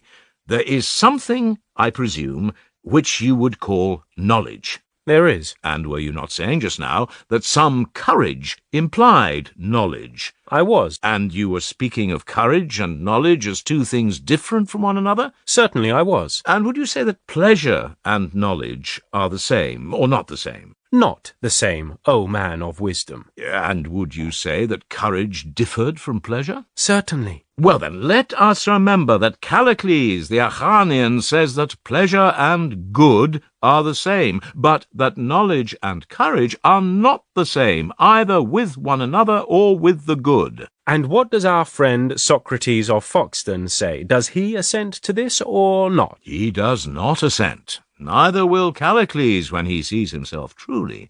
You will admit, I suppose, that good and evil fortune are opposed to each other. Yes. And if they are opposed to each other, then, like health and disease, they exclude one another. A man cannot have them both, or be without them both at the same time. What do you mean? Take the case of any bodily affliction. A man may have the complaint in his eyes which is called ophthalmia. To be sure. But he surely cannot have the same eyes well and sound at the same time. Certainly not. And when he has got rid of his ophthalmia, has he got rid of the health of his eyes too? Is the final result that he gets rid of them both together? Certainly not. That would surely be marvellous and absurd. Very. I suppose that he is affected by them and gets rid of them in turns. Yes. And he may have strength and weakness in the same way, by fits. Yes. Or swiftness and slowness. Certainly. And does he have and not have good and happiness and their opposites, evil and misery, in a similar alternation? Certainly he has. If, then, there be anything which a man has and has not at the same time, clearly that cannot be good and evil. Do we agree? Please not to answer without consideration. I entirely agree. Go back now to our former admissions.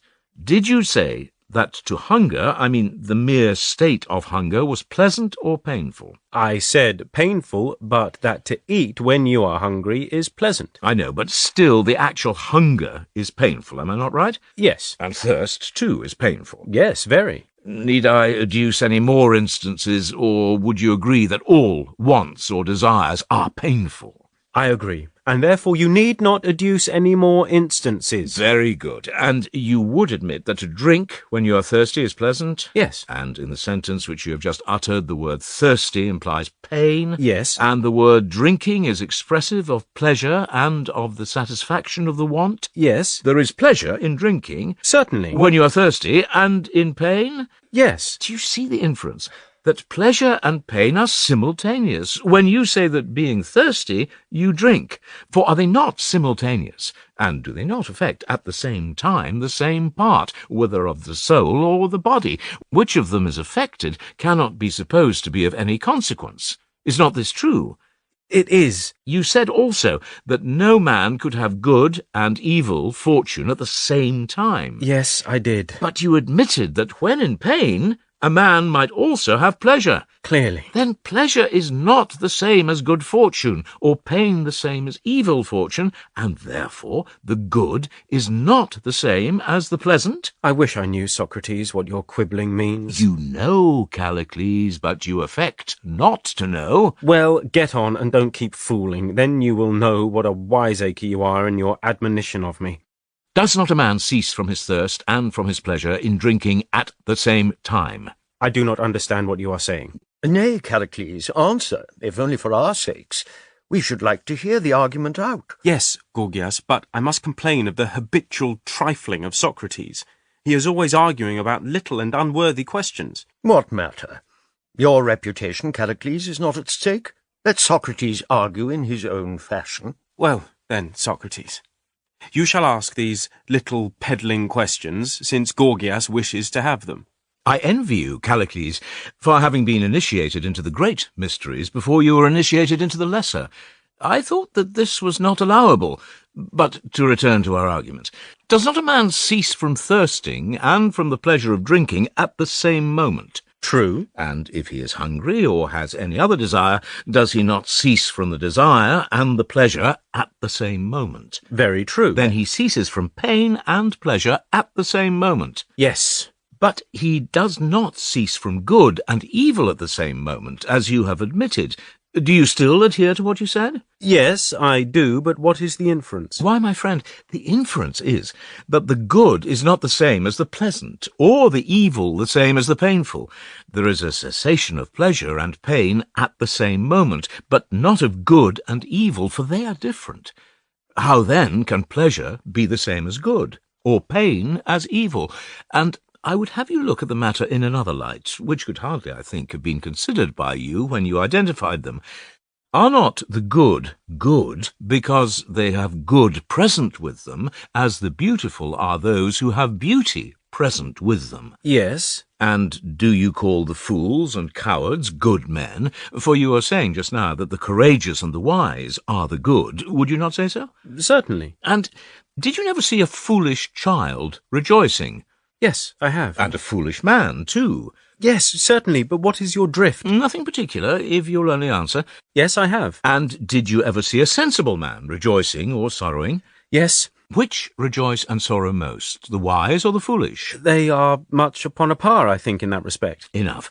And did you ever see a coward in battle? To be sure. And which rejoiced most at the departure of the enemy, the coward or the brave? I should say most of both, or at any rate they rejoiced about equally. No matter.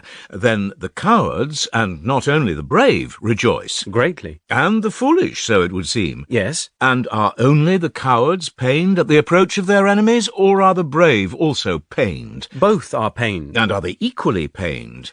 I should imagine that the cowards are more pained. And are they not better pleased at the enemy's departure? I dare say. Then are the foolish and the wise, and the cowards and the brave, all pleased and pained, as you are saying, in nearly equal degree, but are the cowards more pleased and pained than the brave? Yes. But surely the wise and the brave are the good, and the foolish and the cowardly are the bad. Yes. Then the good and the bad are pleased and pained in nearly equal degree? Yes. Then are the good and bad in a nearly equal degree, or have the bad the advantage both in good and evil, that is, in having more pleasure and more pain? I really do not know what you mean. Why, do you not remember saying that the good were good because good was present with them, and the evil because evil, and that pleasures were goods, and pains evils? Yes, I remember. And are not these pleasures or goods present to those who rejoice, if they do rejoice? Certainly. Then those who rejoice are good when goods are present with them. Yes. And those who are in pain have evil or sorrow present with them? Yes. And would you still say that the evil are evil by reason of the presence of evil? I should. Then those who rejoice are good, and those who are in pain evil? Yes. The degrees of good and evil vary with the degrees of pleasure and of pain? Yes. Have the wise man and the fool, the brave and the coward, joy and pain in nearly equal degrees?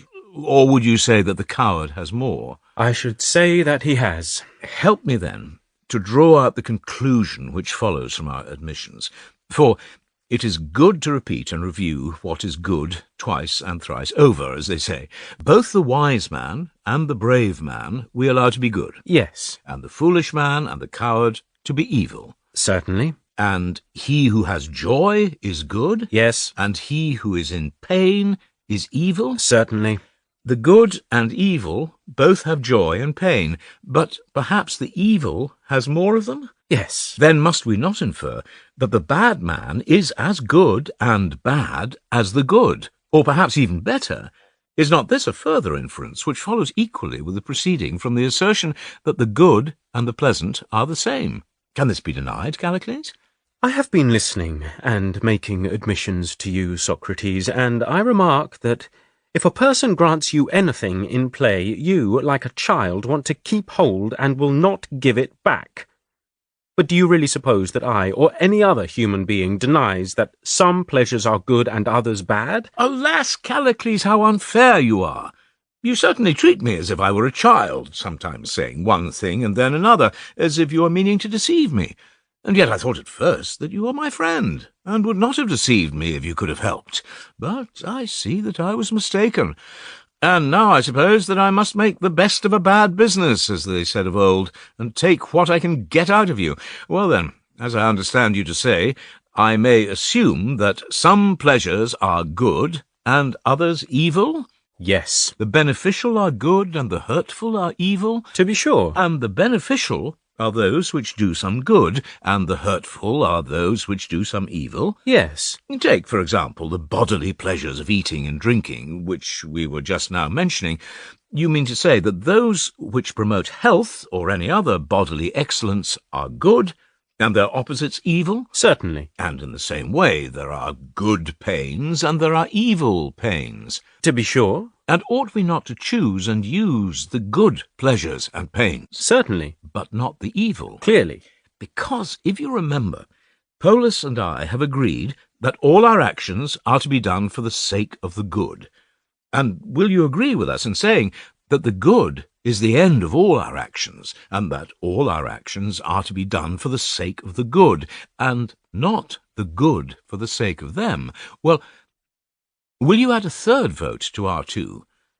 I will. Then pleasure, like everything else, is to be sought for the sake of that which is good, and not that which is good for the sake of pleasure. To be sure.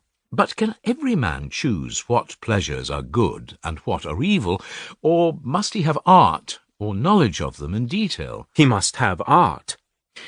Let me now remind you of what I was saying to Gorgias and Polus. I was saying, as you will not have forgotten, that there were some processes which aim only at pleasure, and know nothing of a better and worse, and there are other processes which know good and evil. And I considered that cookery, which I do not call an art, but only an experience, was of the former class, which is concerned with pleasure, and that the art of medicine was of the class which is concerned with the good. And now, by the god of friendship, I must beg you, Callicles, not to jest, or to imagine that I am jesting with you. Do not answer at random and contrary to your real opinion, for you'll observe that we are arguing about the way of human life. And to a man who has any sense at all, what question can be more serious than this? Whether he should follow after that way of life to which you exhort me, and act what you call the manly part of speaking in the assembly and cultivating rhetoric and engaging in public affairs according to the principles now in vogue, or whether he should pursue the life of philosophy, and in what the latter way differs from the former.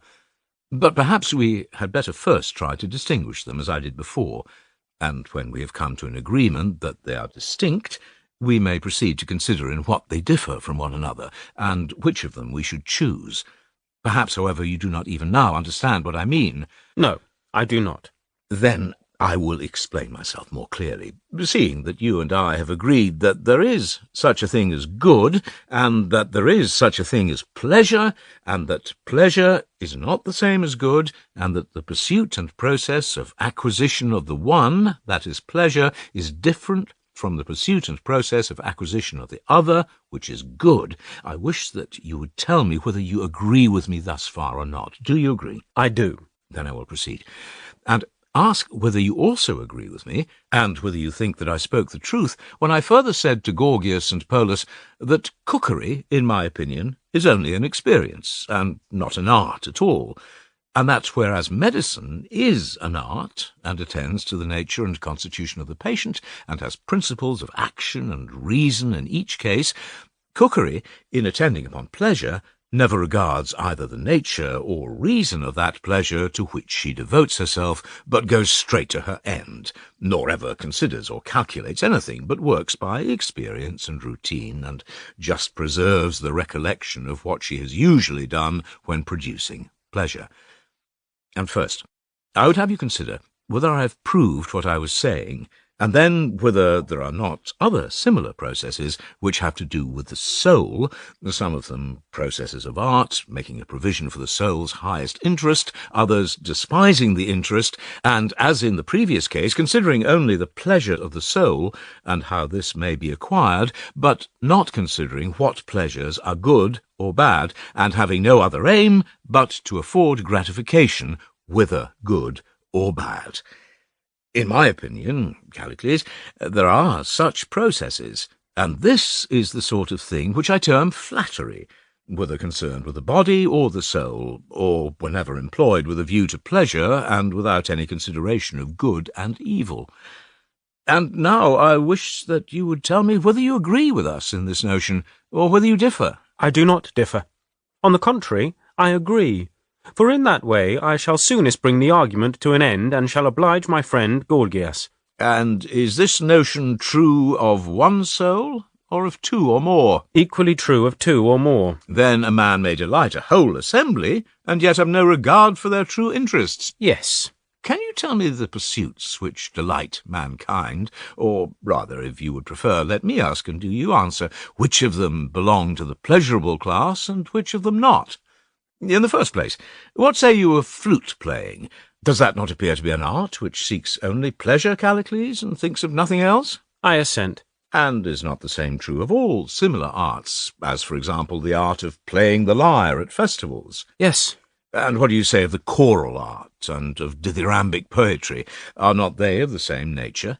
Do you imagine that Canisius, the son of Meles, cares about what will tend to the moral improvement of his hearers, or about what will give pleasure to the multitude? There can be no mistake about Canisius, Socrates. And what do you say of his father, Meles, the harp player?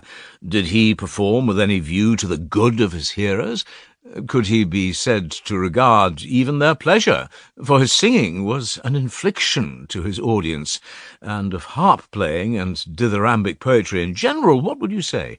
Have they not been invented wholly for the sake of pleasure? That is my notion of them. And as for the muse of tragedy, that solemn and august personage, what are her aspirations? Is all her aim and desire only to give pleasure to the spectators? Or does she fight against them and refuse to speak of their pleasant vices, and willingly proclaim in word and song truths welcome and unwelcome? Which, in your judgment, is her character? There can be no doubt, Socrates, that tragedy has her face turned towards pleasure and the gratification of the audience. And is not that sort of thing, Callicles, which we were just now describing as flattery? Quite true. Well now, suppose that we strip all poetry of song and rhythm and metre, there will remain speech. To be sure. And this speech is addressed to a crowd of people? Yes. Then poetry is a sort of rhetoric. True. And do not the poets in the theatre seem to you to be rhetoricians? Yes. Then now we have discovered a sort of rhetoric which is addressed to a crowd of men, women and children, free men and slaves, and this is not much to our taste, for we have described it as having the nature of flattery. Quite true. Very good. And what do you say of that other rhetoric which addresses the Athenian assembly and the assemblies of freemen in other states? Do the rhetoricians appear to you always to aim at what is best? And do they seek to improve the citizens by their speeches? Or are they too, like the rest of mankind, bent upon giving them pleasure, forgetting the public good in the thought of their own interest, playing with the people as with children, and trying to amuse them, but never considering whether they are better or worse for this? I must distinguish. There are some who have a real care of the public in what they say, while others are such as you describe. I am contented with the admission that rhetoric is of two sorts. One which is mere flattery and disgraceful declamation, the other which is noble and aims at the training and improvement of the souls of the citizens, and strives to say what is best, whether welcome or unwelcome, to the audience. But have you ever known such a rhetoric? Or if you have, and can point out any rhetorician who is of this stamp, who is he? But, indeed, I am afraid that I cannot tell you of any such among the orators who are at present living. Well, then, can you mention any one of a former generation who may be said to have improved the Athenians, who found them worse and made them better from the day that he began to make speeches? For, indeed, I do not know of such a man. What?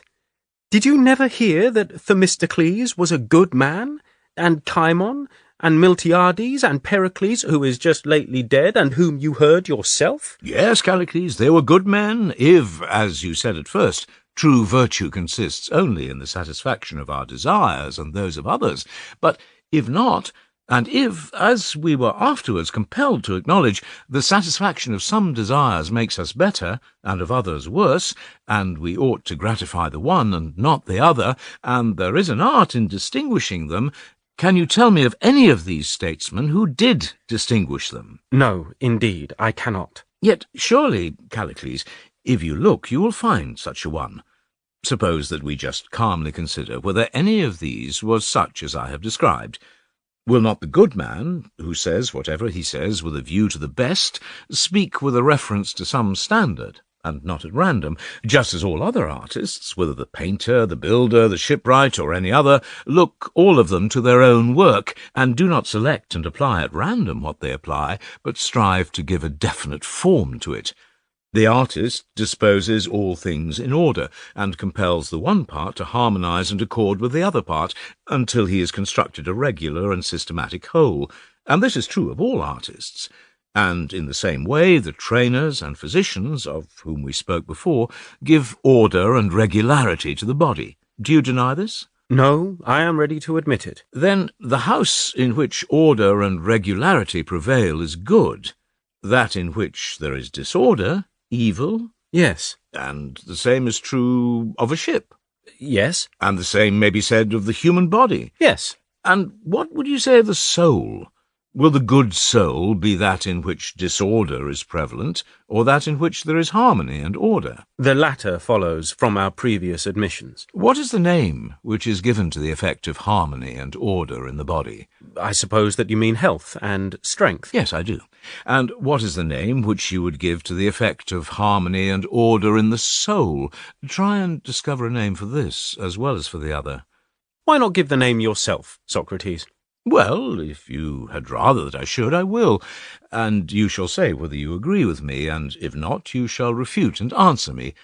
Healthy, as I conceive, is the name which is given to the regular order of the body, whence comes health and every other bodily excellence. Is that true or not? True. And lawful and law are the names which are given to the regular order and action of the soul, and these make men lawful and orderly. And so we have temperance and justice, have we not? Granted. And will not the true rhetorician, who is honest and understands his art, have his eye fixed upon these, in all the words which he addresses to the souls of men, and in all his actions, both in what he gives and in what he takes away? Will not his aim be to implant justice in the souls of his citizens, and take away injustice, to implant temperance and take away intemperance, to implant every virtue and take away every vice? Do you not agree? I agree. For what use is there, Callicles, in giving to the body of a sick man who is in a bad state of health a quantity of the most delightful food or drink, or any other pleasant thing, which may be really as bad for him as if you gave him nothing, or even worse, if rightly estimated? Is not that true? I will not say no to it. For, in my opinion, there is no profit in a man's life if his body is in an evil plight. In that case, his life also is evil. Am I not right? Yes. When a man is in health, the physicians will generally allow him to eat when he is hungry and drink when he is thirsty, and to satisfy his desires as he likes. But when he is sick, they hardly suffer him to satisfy his desires at all. Even you will admit that. Yes. And does not the same argument hold of the soul, my good sir? While she is in a bad state, and is senseless and intemperate and unjust and unholy, her desires ought to be controlled, and she ought to be prevented from doing anything which does not tend to her own improvement. Yes. Such treatment will be better for the soul herself. To be sure. And to restrain her from her appetites is to chastise her. Yes. Then restraint or chastisement is better for the soul than intemperance or the absence of control, which you were just now preferring. I do not understand you, Socrates, and I wish that you would ask someone who does. Here is a gentleman who cannot endure to be improved, or to subject himself to that very chastisement of which the argument speaks. I do not heed a word of what you are saying, and have only answered hitherto out of civility to Gorgias. What are we to do, then? Shall we break off in the middle? You shall judge for yourself. Well, but people say that a tail should have a head and not break off in the middle, and I should not like to have the argument going about without a head. Please, then, to go on a little longer and put the head on. How tyrannical you are, Socrates.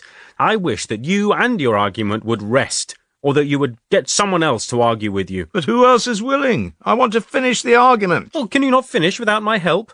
Either talking straight on, or questioning and answering yourself? Must I then say with Epicharmus, 2 men spoke before, but now 1 shall be enough?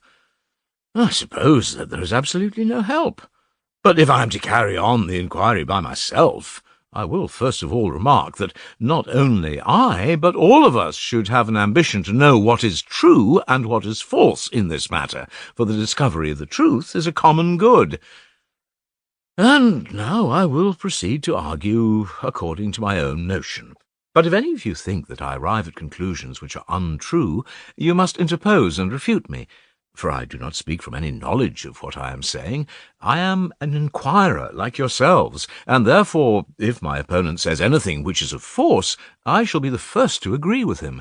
I am speaking on the supposition that the argument ought to be completed, but if you think otherwise, let us leave off and go our ways. I think, Socrates, that we should not go our ways until you have completed the argument, and this appears to me to be the wish of the rest of the company. I myself should very much like to hear what more you have to say. I too, Gorgias, should have liked to continue the argument with Callicles, and then I might have given him an Amphion in return for his Zethus. But since you, Callicles, are unwilling to continue, I hope that you will listen and interrupt me if I seem to you to be in error. And if you refute me, I shall not be angry with you, as you are with me, but I shall inscribe you as the greatest of benefactors on the tablets of my soul. My good fellow, never mind me, but get on. Listen to me, then, while I recapitulate the argument. Is the pleasant the same as the good? Not the same. Callicles and I are agreed about this. And is the pleasant to be pursued for the sake of the good, or the good for the sake of the pleasant? The pleasant is to be pursued for the sake of the good, and that is pleasant at the presence of which we are pleased, and that is good at the presence of which we are good, to be sure. And we are good, and all good things whatever are good when some virtue is present in us or them. That, Callicles, is my conviction. But the virtue of each thing, whether body or soul, instrument or creature, when given to them in the best way, comes to them not by chance, but as a result of the order and truth and art which are imparted to them. Am I not right? I maintain that I am. And is not the virtue of each thing dependent on order or arrangement? Yes, I say. And that which makes a thing good is the proper order inhering in each thing? Such is my view.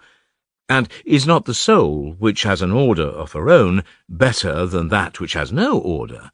Certainly. And the soul which has order is orderly? Of course.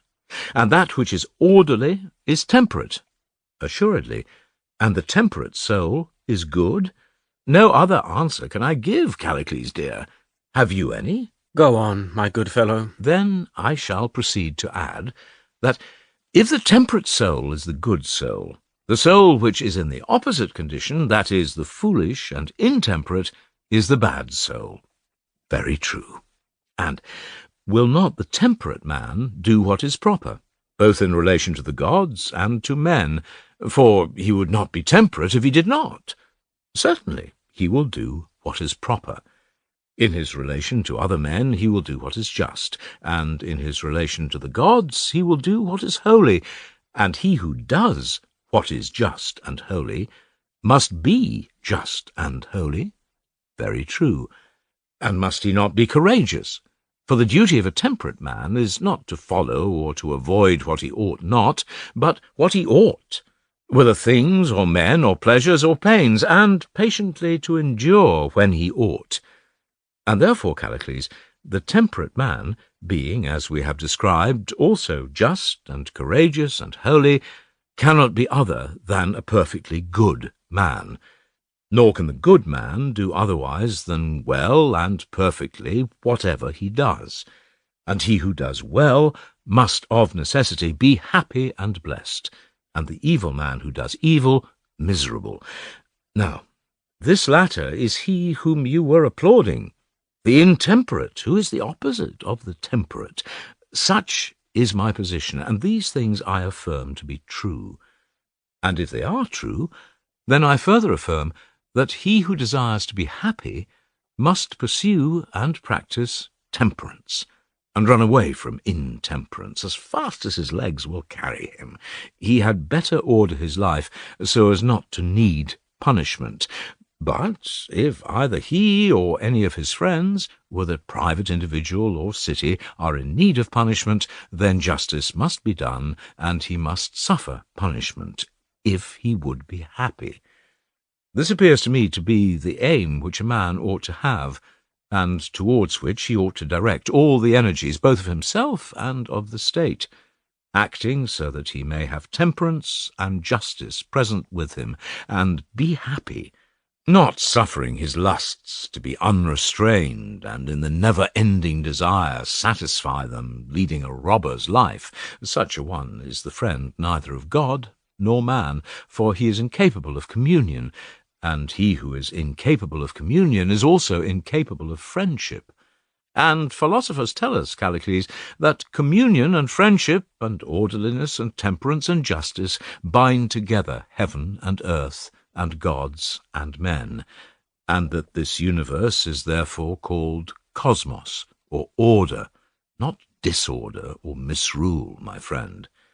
But although you are a philosopher, you seem to me never to have observed that geometrical equality is mighty, both among gods and men. You think that you ought to cultivate inequality or excess, and do not care about geometry. Well then, either the principle that the happy are made happy by the possession of justice and temperance, and the miserable miserable by the possession of vice, must be refuted, or if it is granted, what will be the consequences? All the consequences which I drew before, Callicles, and about which you asked me whether I was in earnest, when I said that a man ought to accuse himself and his son and his friend if he did anything wrong, and that to this end he should use his rhetoric. All those consequences are true, and that which you thought that Polus was led to admit out of modesty is true, viz., that to do injustice, if more disgraceful than to suffer, is in that degree worse. And the other position, which, according to Polus, Gorgias admitted out of modesty, that he who would truly be a rhetorician ought to be just and have a knowledge of justice, has also turned out to be true. And now, these things being, as we have said, let us proceed in the next place to consider whether you are right in throwing in my teeth that I am unable to help myself or any of my friends or kinsmen, or to save them in the extremity of danger, and that I am in the power of another, like an outlaw, to whom any one may do what he likes. He may box my ears, which was a brave saying of yours, or take away my goods, or banish me, or even do his worst and kill me, a condition which, as you say, is the height of disgrace. My answer to you is one which has been already often repeated, but may as well be repeated once more. I tell you, Callicles, that to be boxed on the ears wrongfully is not the worst evil which can befall a man, nor to have my purse or my body cut open, but that to smite and slay me and mine wrongfully is far more disgraceful and more evil. Aye, and to despoil and enslave and pillage, or in any way at all to wrong me and mine, is far more disgraceful and evil to the doer of the wrong than to me who am the sufferer.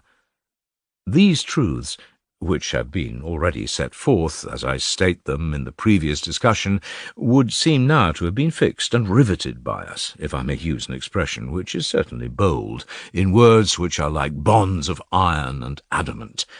And unless you or some other still more enterprising hero shall break them, there is no possibility of denying what I say. For my position has always been that I myself am ignorant how these things are, but that I have never met anyone who could say otherwise, any more than you can, and not appear ridiculous.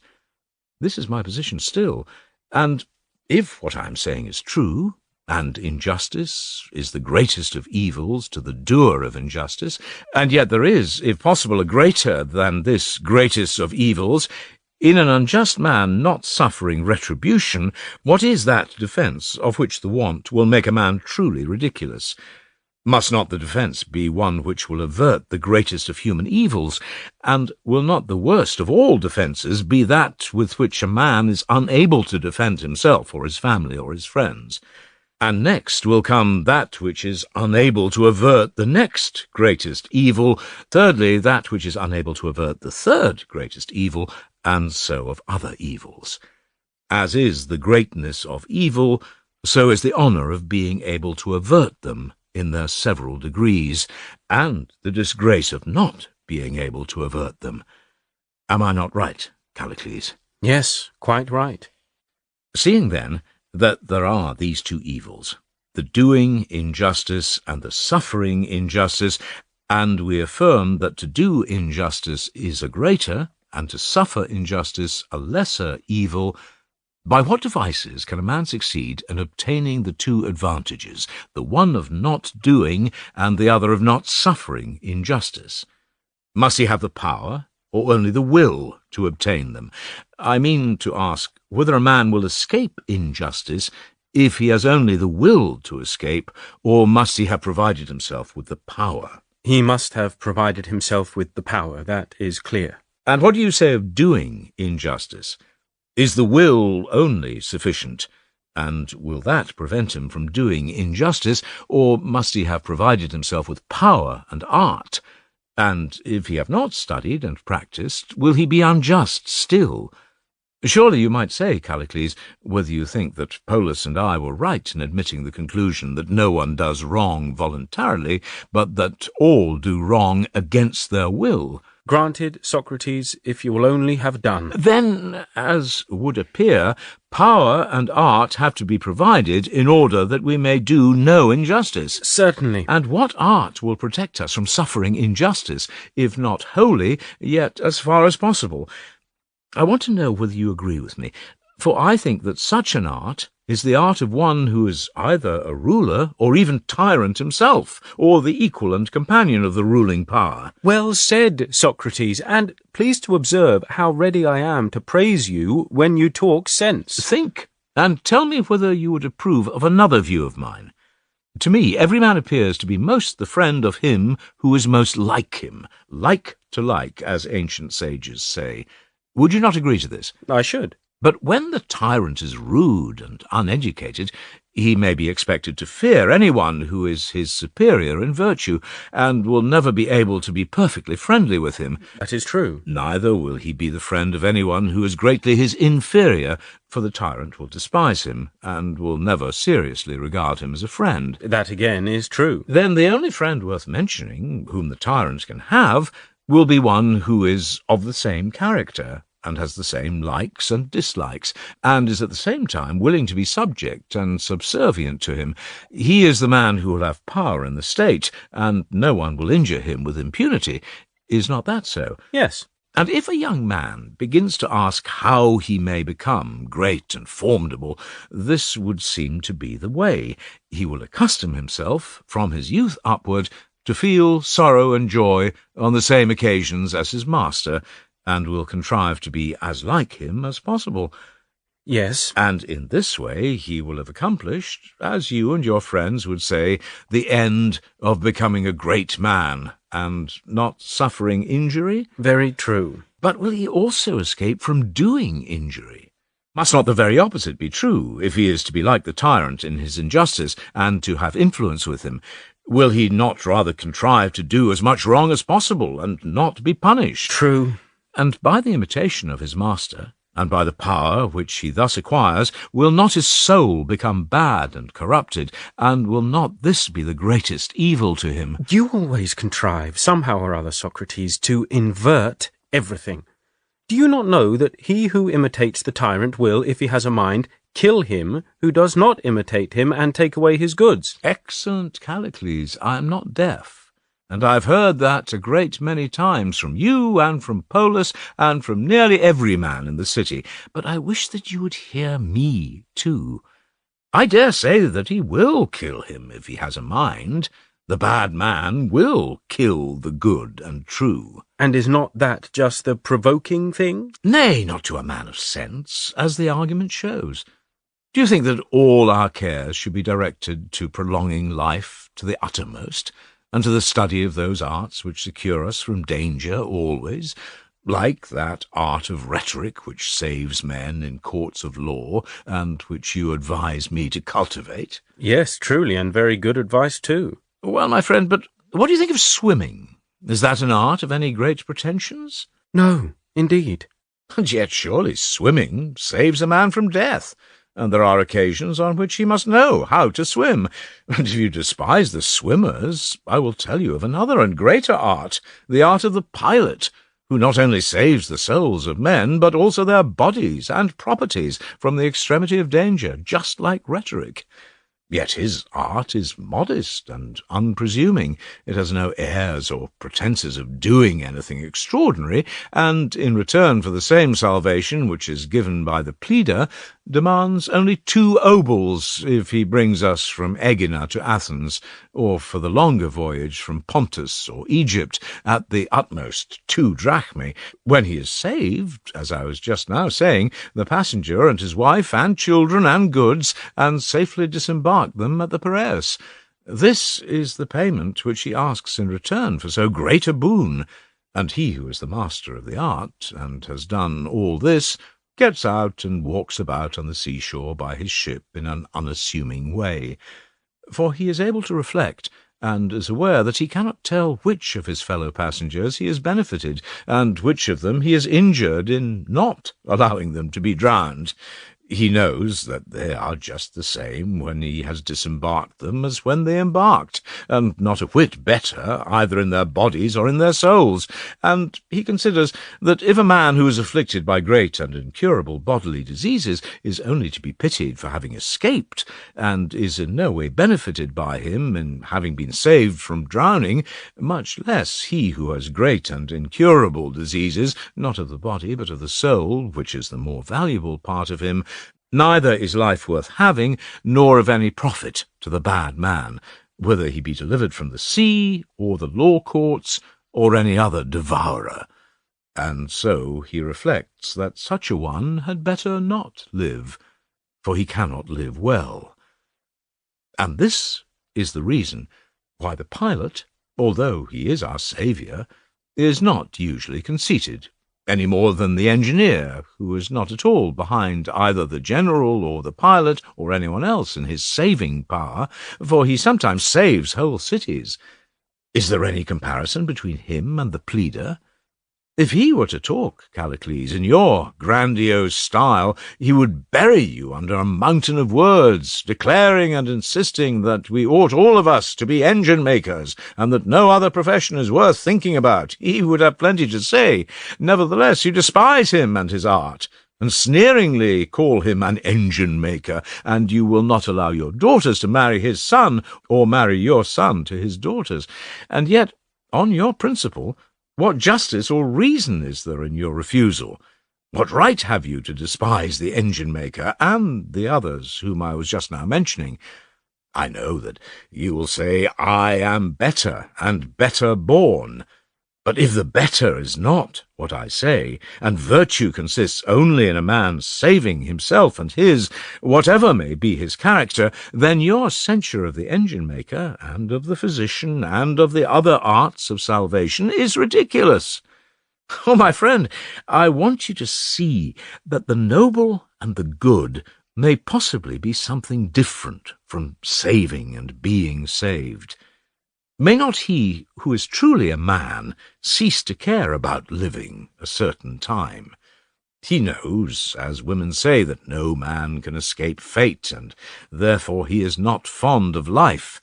He leaves all that with God, and considers in what way he can best spend his appointed term, whether by assimilating himself to the constitution under which he lives, as you at this moment have to consider how you may become as like as possible to the Athenian people, if you mean to be in their good graces and to have power in the state, whereas I want you to think and see whether this is for the interest of either of us. I would not have us risk that which is dearest on the acquisition of this power, like the Thessalian enchantresses, who, as they say, bring down the moon from heaven at the risk of their own perdition. But if you suppose that any man will show you the art of becoming great in the city, and yet not conforming yourself to the ways of the city, whether for better or worse, Then I can only say that you are mistaken, Callicles, for he who would deserve to be the true natural friend of the Athenian Demas, ay, or of Pyrilampes' darling who is called after them, must be by nature like them, and not an imitator only. Then he who will make you most like them will make you as you desire, a statesman and orator, for every man is pleased when he is spoken to in his own language and spirit, and dislikes any other.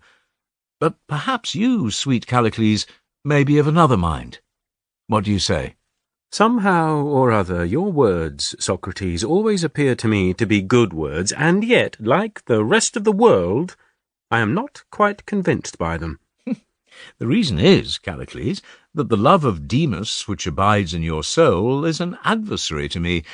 But I dare say that if we recur to these same matters, and consider them more thoroughly, you may be convinced for all that. Please then to remember that there are two processes of training all things, including body and soul. In the one, as we said, we treat them with a view to pleasure, and in the other with a view to the highest good. And then we do not indulge, but resist them. Was not that the distinction which we drew? Very true. And the one which had pleasure in view was just a vulgar flattery. Was not that another of our conclusions? Be it so, if you will have it. And the other had in view the greatest improvement of that which was ministered to, whether body or soul. Quite true. And must we not have the same end in view in the treatment of our city and citizens? Must we not try and make them as good as possible?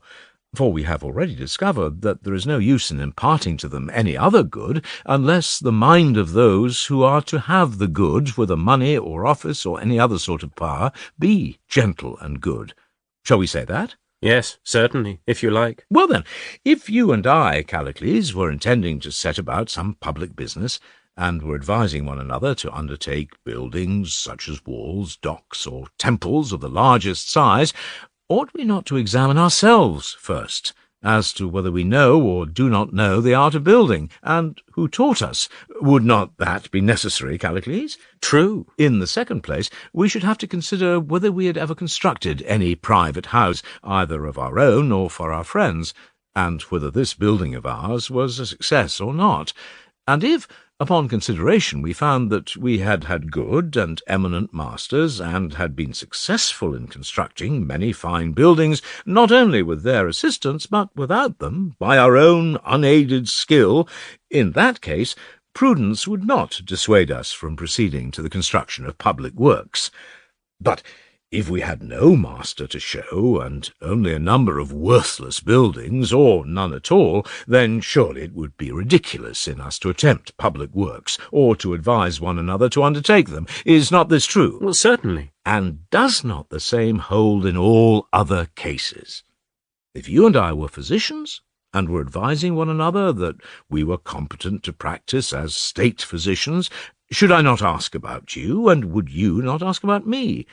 Well, but how about Socrates himself? Has he good health? And was anyone else ever known to be cured by him, whether slave or freeman? And I should make the same inquiries about you.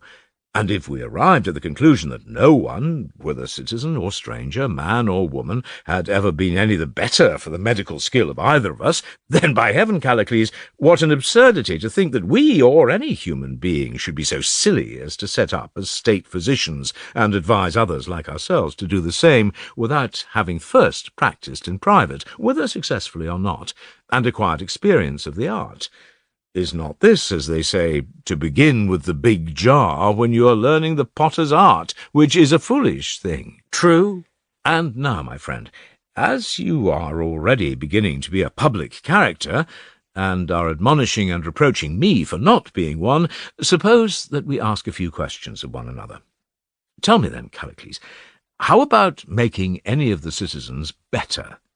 Was there ever a man who was once vicious, or unjust, or intemperate, or foolish, and became, by the help of Callicles, good and noble? Was there ever such a man, whether citizen or stranger, slave or freeman?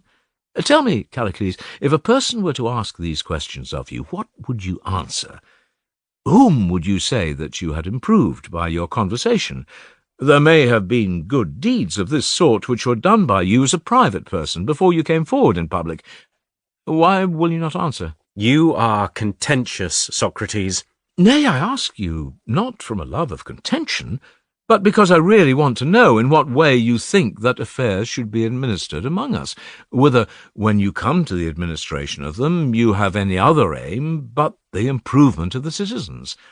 Have we not already admitted many times over that such is the duty of a public man? Nay, we have surely said so, for if you will not answer for yourself, I must answer for you. But if this is what the good man ought to effect for the benefit of his own state, allow me to recall to you the names of those whom you were just now mentioning, Pericles and Cimon and Miltiades and Themistocles, and ask whether you still think that they were good citizens. I do. But if they were good, then clearly each of them must have made the citizens better instead of worse. Yes. And therefore, when Pericles first began to speak in the assembly, the Athenians were not so good as when he spoke last. Well, very likely. Nay, my friend, likely is not the word, for if he was a good citizen, the inference is certain. And what difference does that make? None, only I should like further to know whether the Athenians are supposed to have been made better by Pericles, or, on the contrary, to have been corrupted by him.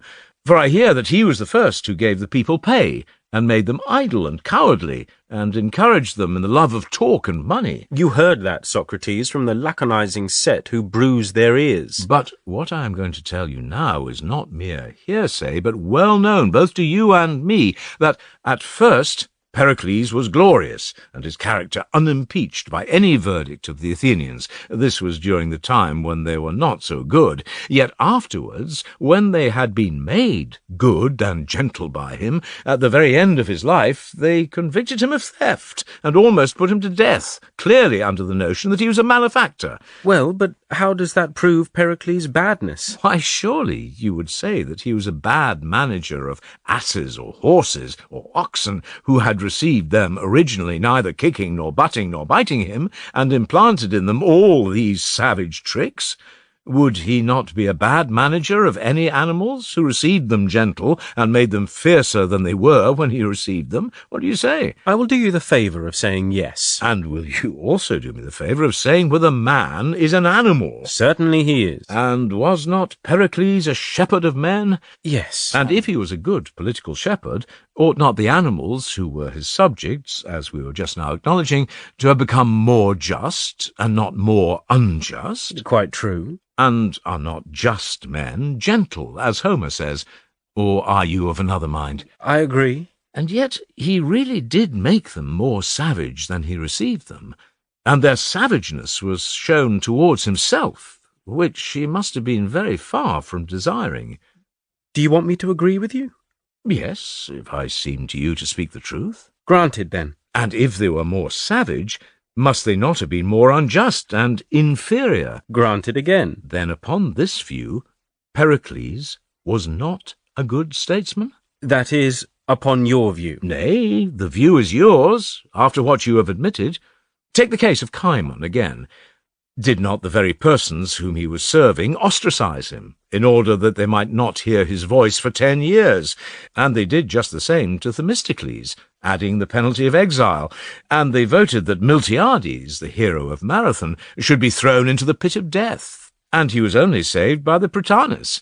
And yet, if they had been really good men, as you say, these things would never have happened to them. For the good charioteers are not those who at first keep their place, and then, when they have broken in their horses, and themselves become better charioteers, are thrown out. That is not the way either in charioteering or in any profession. What do you think? I should think not. Well, but if so, the truth is, as I have said already, that in the Athenian state no one has ever shown himself to be a good statesman. You admitted that this was true of our present statesmen, but not true of former ones, and you preferred them to the others. Yet they have turned out to be no better than our present ones, and therefore, if they were rhetoricians, they did not use the true art of rhetoric or of flattery, or they would not have fallen out of favour. But surely, Socrates, no living man ever came near any one of them in his performances. Oh, my dear friend, I say nothing against them, regarded as the serving men of the state. and I do think that they were certainly more serviceable than those who are living now, and better able to gratify the wishes of the state.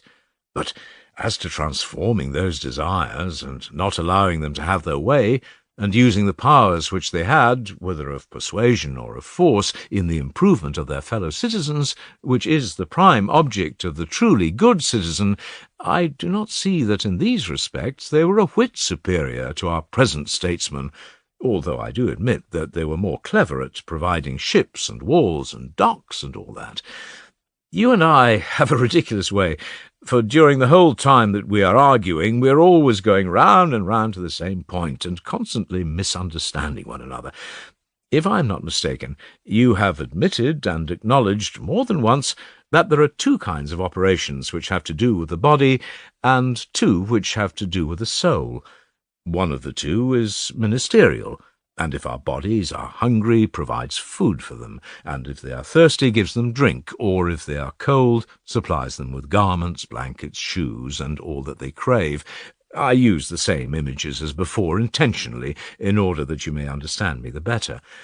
The purveyor of the articles may provide them either wholesale or retail, or he may be the maker of any of them, the baker or the cook or the weaver or the shoemaker or the currier, and in doing so, being such as he is naturally supposed by himself and everyone to minister to the body.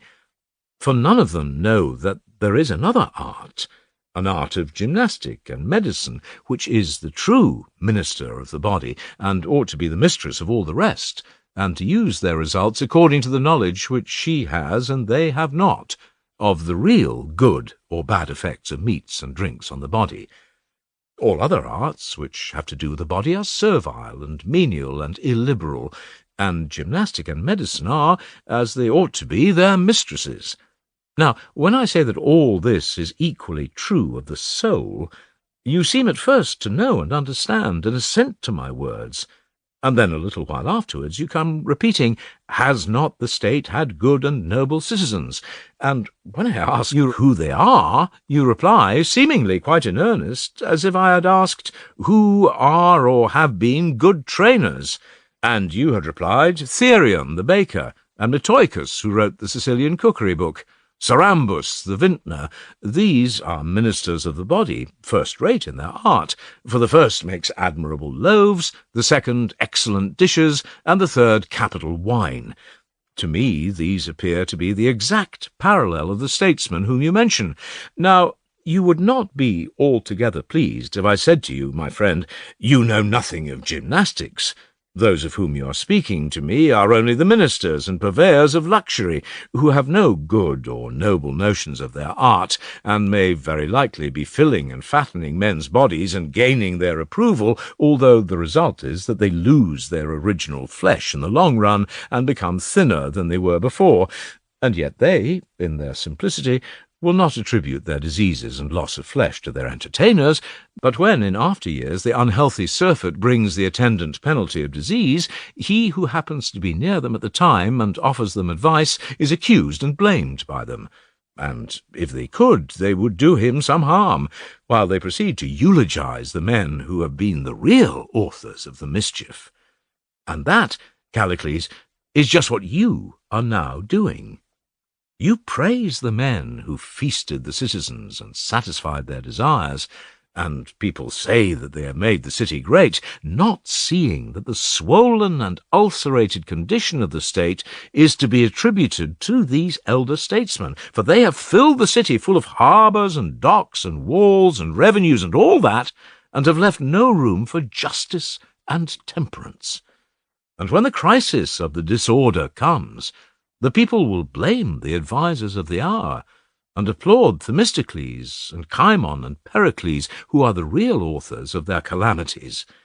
And, if you're not careful, they may assail you and my friend Alcibiades, when they are losing not only their new acquisitions, but also their original possessions. Not that you are the authors of these misfortunes of theirs, although you may perhaps be accessories to them. A great piece of work is always being made, as I see and am told, now as of old, about our statesmen. When the state treats any of them as malefactors, I observe that there is a great uproar and indignation at the supposed wrong which is done to them. After all their many services to the state, that they should unjustly perish, so the tale runs.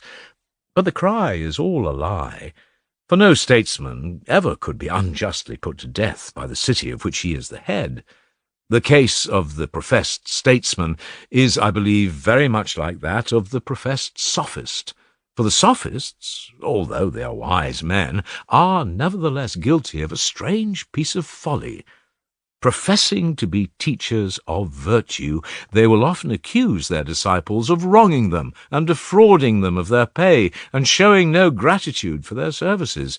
Yet what can be more absurd than that men who have become just and good, and whose injustice has been taken away from them, and who have had justice implanted in them by their teachers, should act unjustly by reason of the injustice which is not in them? Can anything be more irrational, my friends, than this? You, Callicles, compel me to be a mob orator, because you will not answer. And you are the man who cannot speak unless there is someone to answer? I suppose that I can. Just now, at any rate, the speeches which I am making are long enough, because you refuse to answer me. But I adjure you, by the God of friendship, my good sir, do tell me whether there does not appear to you to be a great inconsistency in saying that you have made a man good, and then blaming him for being bad. Yes, it appears so to me. Do you never hear our professors of education speaking in this inconsistent manner? Yes, but why talk of men who are good for nothing?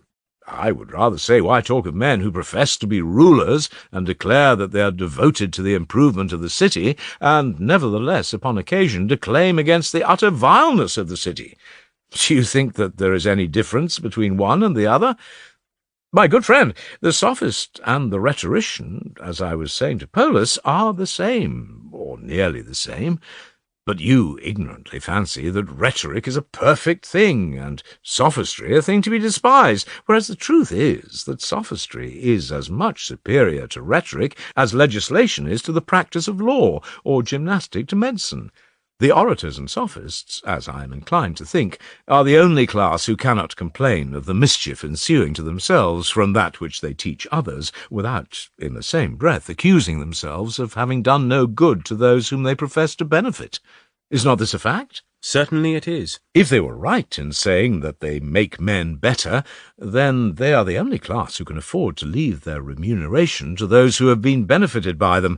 Whereas, if a man has been benefited in any other way, if, for example, he has been taught to run by a trainer, he might possibly defraud him of his pay if the trainer left the matter to him and made no agreement with him that he should receive money as soon as he had given him the utmost speed.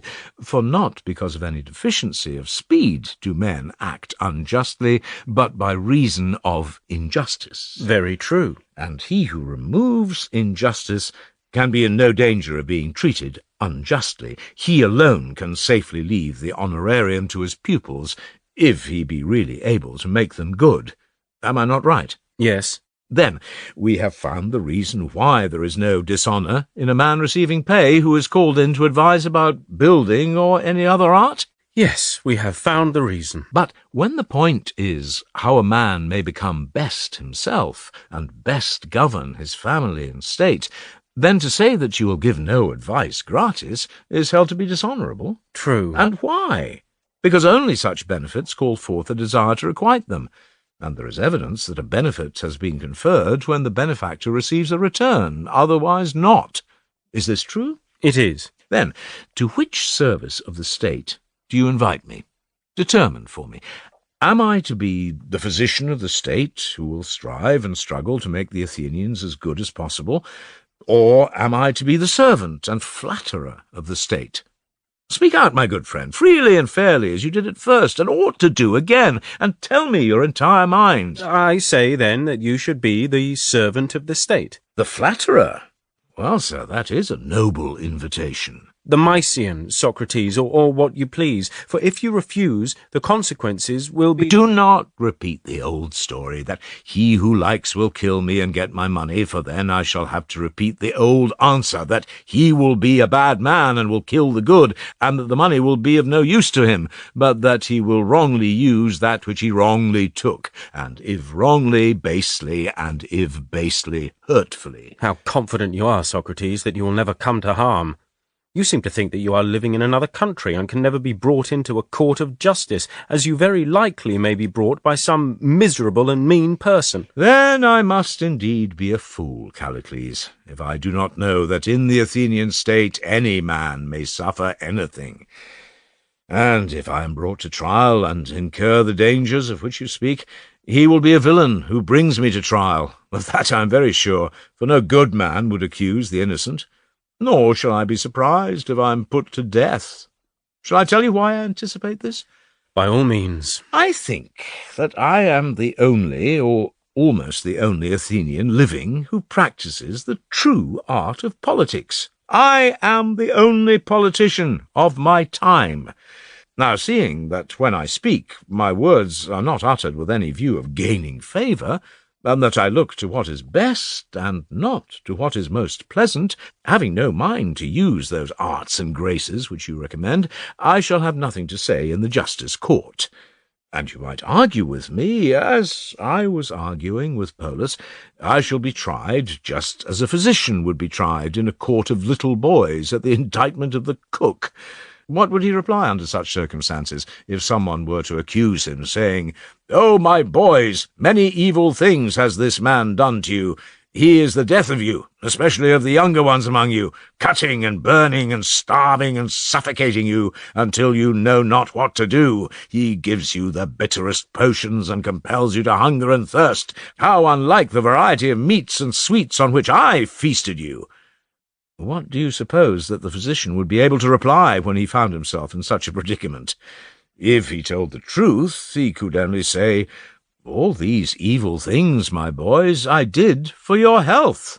And then would there not just be a clamour among a jury like that? How they would cry out! I dare say. Would he not be utterly at a loss for a reply? He certainly would. And I, too, shall be treated in the same way, as I well know, if I am brought before the court, for I shall not be able to rehearse to the people the pleasures which I have procured for them, and which, although I am not disposed to envy either the procurers or enjoyers of them, are deemed by them to be benefits and advantages.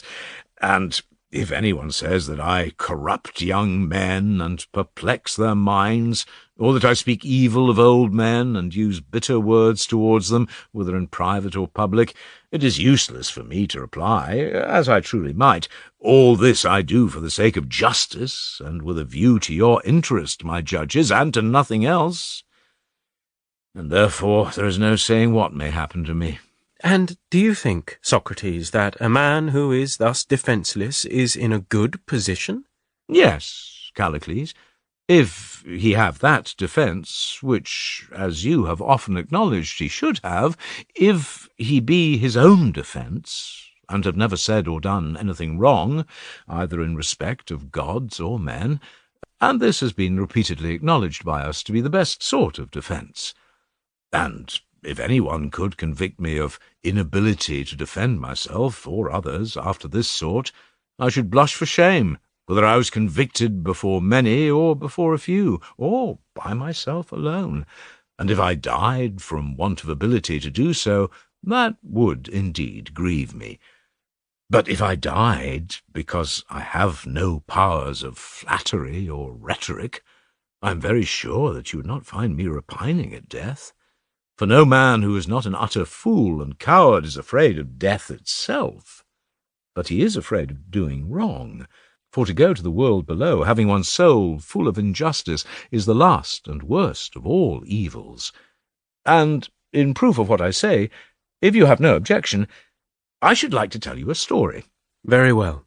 Proceed, and then we shall have done. Listen, then, as storytellers say, to a very pretty tale, which I dare say that you may be disposed to regard as a fable only, but which, as I believe, is a true tale, for I mean to speak the truth. Homer tells us how Zeus and Poseidon and Pluto divided the empire which they inherited from their father. Now, in the days of Kronos, there existed a law respecting the destiny of man, which has always been, and still continues to be in heaven, that he who has lived all his life in justice and holiness shall go, when he is dead, to the islands of the blessed, and dwell there in perfect happiness, out of the reach of evil, but that he who has lived unjustly and impiously shall go to the house of vengeance and punishment, which is called Tartarus. And in the time of Kronos, and even quite lately in the reign of Zeus, the judgment was given on the very day on which the men were to die. The judges were alive, and the men were alive, and the consequence was that the judgments were not well given. Then Pluto and the authorities from the islands of the blessed came to Zeus and said that the souls found their way to the wrong places. Zeus said, "I shall put a stop to this. The judgments are not well given, because the persons who are judged have their clothes on, for they are alive, and there are many who, having evil souls, are apparelled in fair bodies, or encased in wealth or rank, and when the day of judgment arrives, numerous witnesses come forward and testify on their behalf that they have lived righteously. The judges are awed by them, and they themselves too have their clothes on when judging. Their eyes and ears and their whole bodies are interposed as a veil before their own souls. All this is a hindrance to them. There are the clothes of the judges and the clothes of the judged. What is to be done? I will tell you. In the first place, I will deprive men of the foreknowledge of death, which they possess at present. This power which they have, Prometheus has already received my orders to take from them.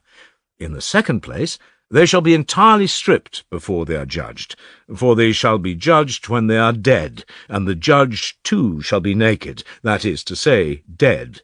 He, with his naked soul, shall pierce into the other naked souls, and they shall die suddenly, and be deprived of all their kindred, and leave their brave attire strewn upon the earth.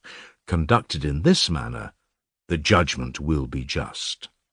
I knew all about the matter before any of you, and therefore I have made my sons judges, 2 from Asia, Minos and Rhadamanthus, and 1 from Europe, Aeacus. And these, when they are dead, shall give judgment in the meadow at the parting of the ways, whence the 2 roads lead, one to the islands of the blessed, and the other to Tartarus. Rhadamanthus shall judge those who come from Asia, and Aeacus those who come from Europe. And to Minos I shall give the primacy, and he shall hold a court of appeal, in case either of the 2 others are in any doubt. Then the judgment respecting the last journey of men will be as just as possible. From this tale, Callicles, which I have heard and believe, I draw the following inferences. Death, if I am right, is, in the first place, the separation from one another of 2 things, soul and body, nothing else. And after they are separated, they retain their several natures, as in life. The body keeps the same habit, and the results of treatment or accident are distinctly visible in it. For example, he who by nature or training or both was a tall man while he was alive will remain as he was after he is dead, and the fat man will remain fat, and so on. And the dead man who in life had a fancy to have flowing hair will have flowing hair. And if he was marked with the whip and had the prints of the scourge or of wounds in him when he was alive, you might see the same in the dead body.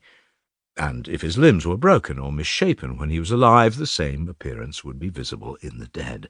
And, in a word, whatever was the habit of the body during the life would be distinguishable after death, either perfectly or in a great measure and for a certain time. And I should imagine that this is equally true of the soul, Callicles, when a man is stripped of the body. All the natural or acquired affections of the soul are laid open to view, and when they come to the judge, as those from Asia come to Rhadamanthus, He places them near him and inspects them quite impartially, not knowing whose the soul is.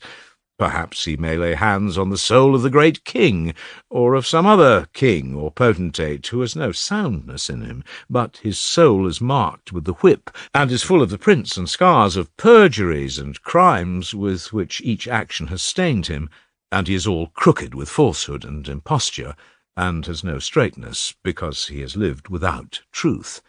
Him Rhadamanthus beholds, full of all deformity and disproportion, which is caused by licence and luxury and insolence and incontinence, and dispatches him ignominiously to his prison, and there he undergoes the punishment which he deserves. Now, the proper office of punishment is twofold.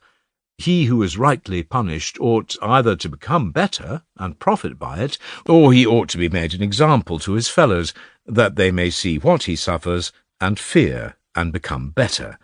Those who are improved when they are punished by gods and men are those whose sins are curable, and they are improved, as in this world, so also in another, by pain and suffering, for there is no other way in which they can be delivered from their evil.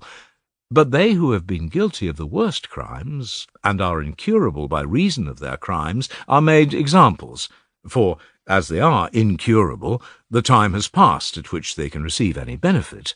They get no good themselves, but others get good when they behold them enduring forever the most terrible and painful and fearful sufferings as the penalty of their sins. There they are, hanging up as examples in the prison-house of the world below, a spectacle and a warning to all unrighteous men who come thither. And among them, as I confidently affirm, will be found Archelaus, if Polus truly reports of him, and any other tyrant who is like him. Of these fearful examples, most, as I believe, are taken from the class of tyrants and kings and potentates and public men, for they are the authors of the greatest and most impious crimes, because they have the power. And Homer witnesses to the truth of this, for they are always kings and potentates whom he has described as suffering everlasting punishment in the world below. Such were Tantalus and Sisyphus and Titius. But no one has ever described Thersites, or any private person who was a villain, as suffering everlasting punishment, or as incurable.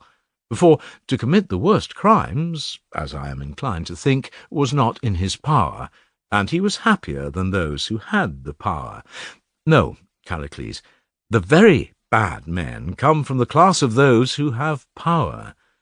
And yet, in that very class there may arise good men, and worthy of all admiration they are, for where there is great power to do wrong, to live and to die justly is a hard thing, and greatly to be praised, and few there are who attain to this. Such good and true men, however, there have been, and will be again, at Athens and in other states, who have fulfilled their trust righteously, and there is one who is quite famous all over Hellas, Aristides, the son of Lysimachus. But in general, great men are also bad, my friend. As I was saying, Rhadamanthus, when he gets a soul of the bad kind, knows nothing about him. Neither who he is, nor who his parents are. He knows only that he has got hold of a villain, and seeing this, he stamps him as curable or incurable, and sends him away to Tartarus, whither he goes and receives his proper recompense.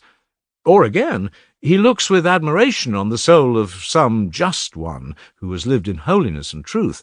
He may have been a private man or not, and I should say, Callicles, that he is most likely to have been a philosopher who has done his own work and not troubled himself with the doings of other men in his lifetime. Him Rhadamanthus sends to the islands of the blessed. Aeacus does the same, and they both have sceptres and judge, but Minos alone has a golden sceptre, and is seated looking on, as Odysseus in Homer declares that he saw him holding a sceptre of gold and giving laws to the dead. Now I, Callicles, am persuaded of the truth of these things, and I consider how I shall present my soul whole and undefiled before the judge in that day. Renouncing the honours at which the world aims, I desire only to know the truth, and to live as well as I can, and when I die, to die as well as I can.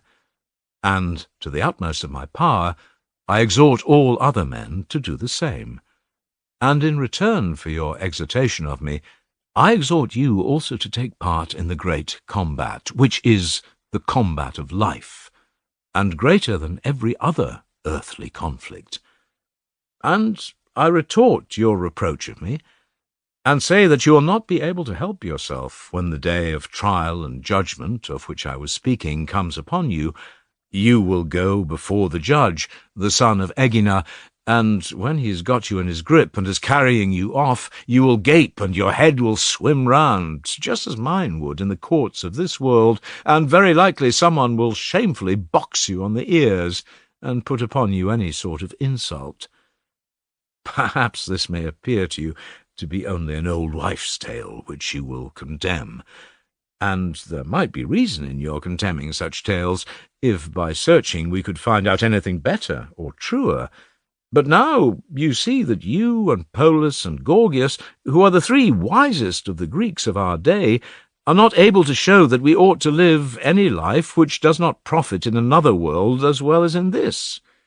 And of all that has been said, nothing remains unshaken but the saying that to do injustice is more to be avoided than to suffer injustice, and that the reality, and not the appearance, of virtue is to be followed above all things, as well as in public as in private life, and that when anyone has been wrong in anything, he is to be chastised, and the next best thing to a man being just is that he should become just, and be chastised and punished.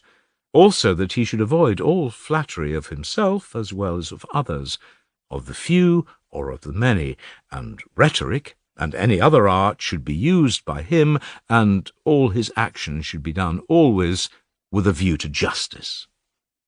Follow me, then, and I will lead you where you will be happy in life and after death, as the argument shows.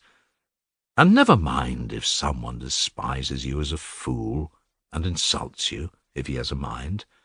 Let him strike you, by Zeus, and do you be of good cheer, and do not mind the insulting blow, for you will never come to any harm in the practice of virtue, if you are a really good and true man.